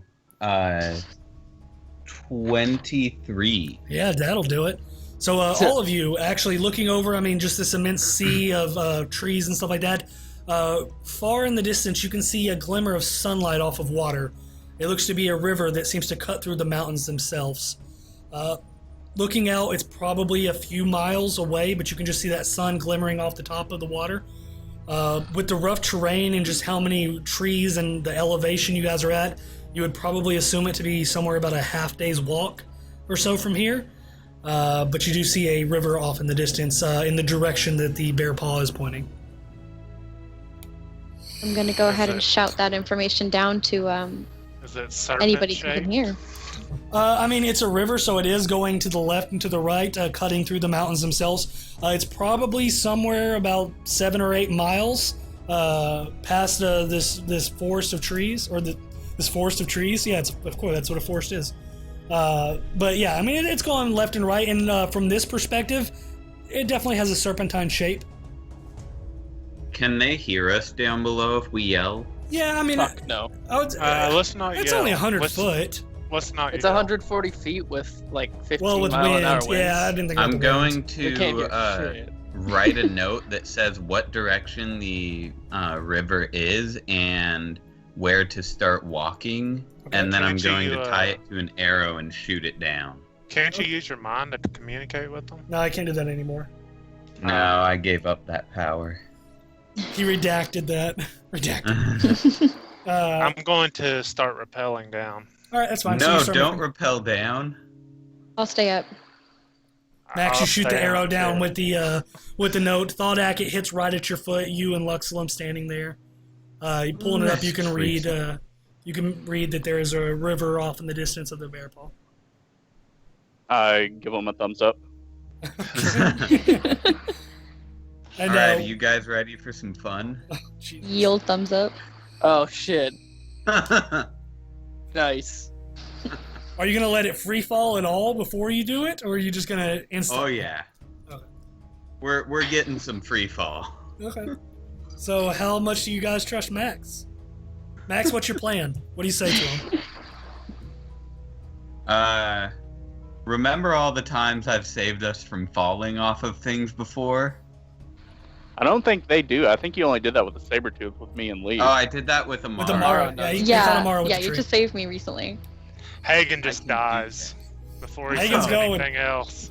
I'm gonna sprint after him. All right, so you sprint, jump. Amara, what are you doing? I'm gonna take a second and watch you guys, and then I'm No, gonna go. don't do that. Don't take a second. Don't hesitate. You She can't hesitated. It's already been said. So Amara, you go and jump off. You're not too far behind, probably only about 30 or 40 foot, so still within range of a spell. Max, you guys begin to fall from somewhere about 140, 150 foot up, and you guys all start falling down, free fall. You're down 120, 100 foot, 80, 60, 40. Featherfall. Featherfall. And as you all hit around that 40 foot, Amara, you up about 60 or 70 foot, all of your weight. And as you all jumped off, just that pit in your stomach, just that roller coaster feeling as you're just diving off, seeing the ground closer and closer. 140 foot is very quick when you're falling. Probably only about 2 or 3 seconds of free fall until your body goes weightless almost and begins to gently glide and come down. As you start coming down, you start making your way, you start hitting a few branches, they're kind of slapping you in the face. You're pushing them out of the way, and you all slowly drift back down to Luxlum and Thar'dia, and Kudok standing there as well. And Kudok looks up and he says, "I've never seen magic like that before. Good job, half-elf." Hagen's just pumped. laughing. He's like, hell yeah, let's do it again. So you guys are just floating down. He starts climbing back up. We just kind of Maximus like Blair and totally this is straight Jackass. faced. You all find yourself on the forest floor once again. Hagen starts climbing back up. No, I'll jump back down. All right, so you jump. Maybe later. And so Kudok looks towards all of you and says, "Well, what did you see? Did you find your next clue?" We believe so. We found Did a you river even of read sorts. my letter? I did not. Your friend here picked it up and did not share it with me. What an Some ass. people. My bad. You should kill him. You should eat him. We do not eat our friends anymore. Anymore. There was this one guy, his name was Charles. He was a kind of a dick. But I digress. The name Charles. Oh, shit.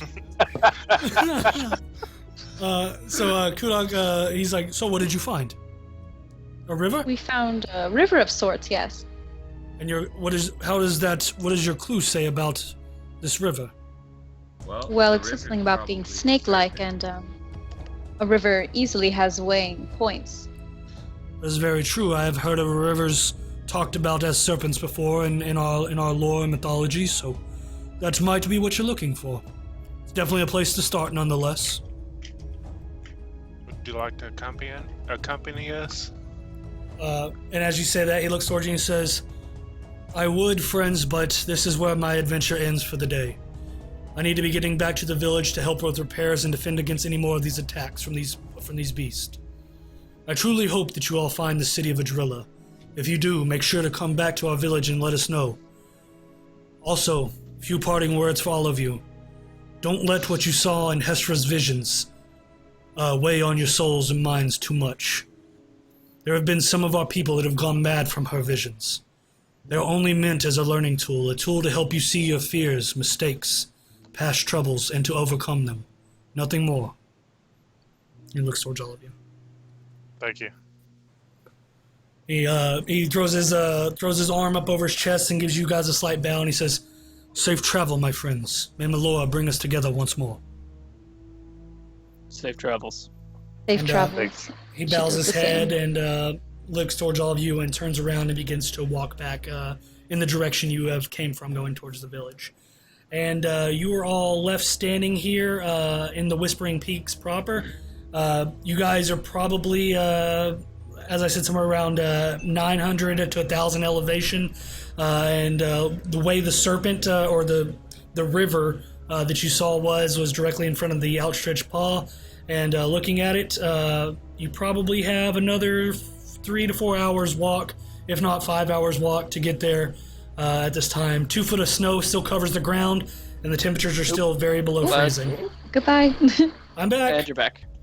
And there's still 2 foot of snow that covers the ground, and the temperature is still well below freezing. Early afternoon at this point, probably somewhere 12 p.m., 1 p.m. And Luxlin begins to speak up as Kudak makes his way off, and he says, "Well, I will say that I'm glad they turned out to be a nice race. Never really encountered centaurs before, and to be honest, I thought we were dead when they bound our hands." Looking towards all of you.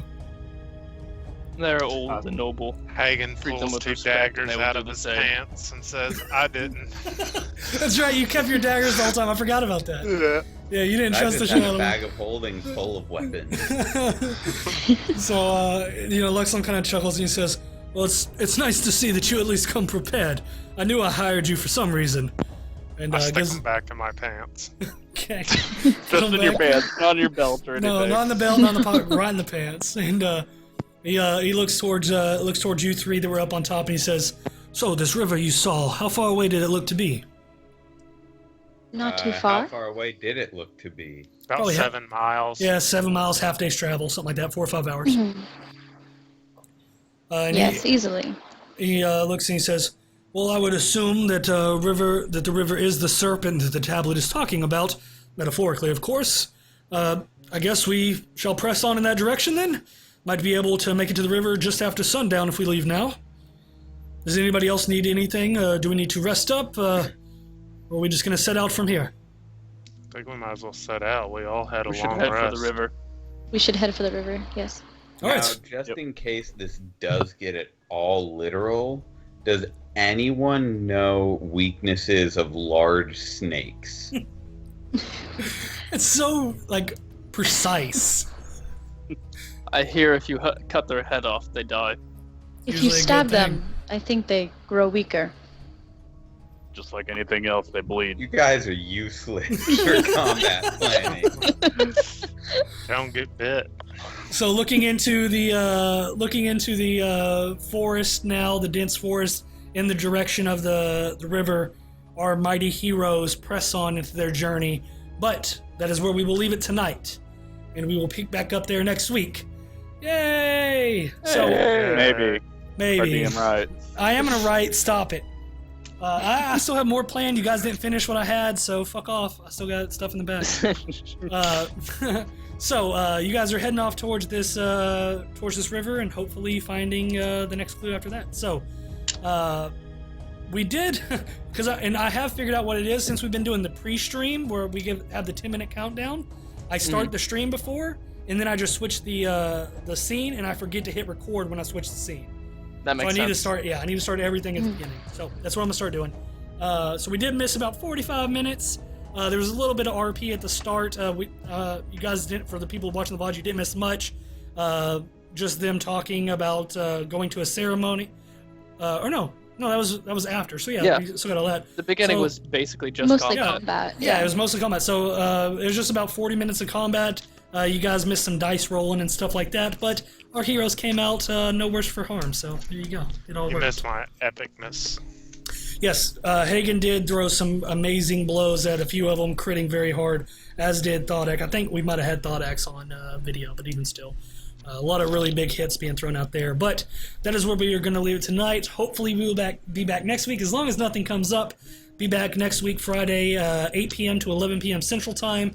And then we will pick back up the story there. We do have all the VODs listed on the channel, so for anybody that is looking to catch up on those, feel free to check those out. We also have all of those posted on our YouTube channel. You can see all of our social media sources down below if you look on the channel. We got the Twitter, the Facebook, the email, and then the YouTube and stuff like that as well. So find those Show videos. us some love, you fuckers. Yeah, find those videos anywhere. And then other than that, any last words for anybody else, or are we good for the night? Fuck off. And I'm not sure if he has the email address down below. I don't. I need to put it on there. I'll put it on there tonight. I'll make sure I get it on there It's tonight. randomrollsdnd@gmail.com. And that Yes, is it the is. letters DND. Yep, D&D. So anything else? Nope. All right, well, then we'll pick back up there next Friday with you guys making your way towards the river, and we will see what I might have in store.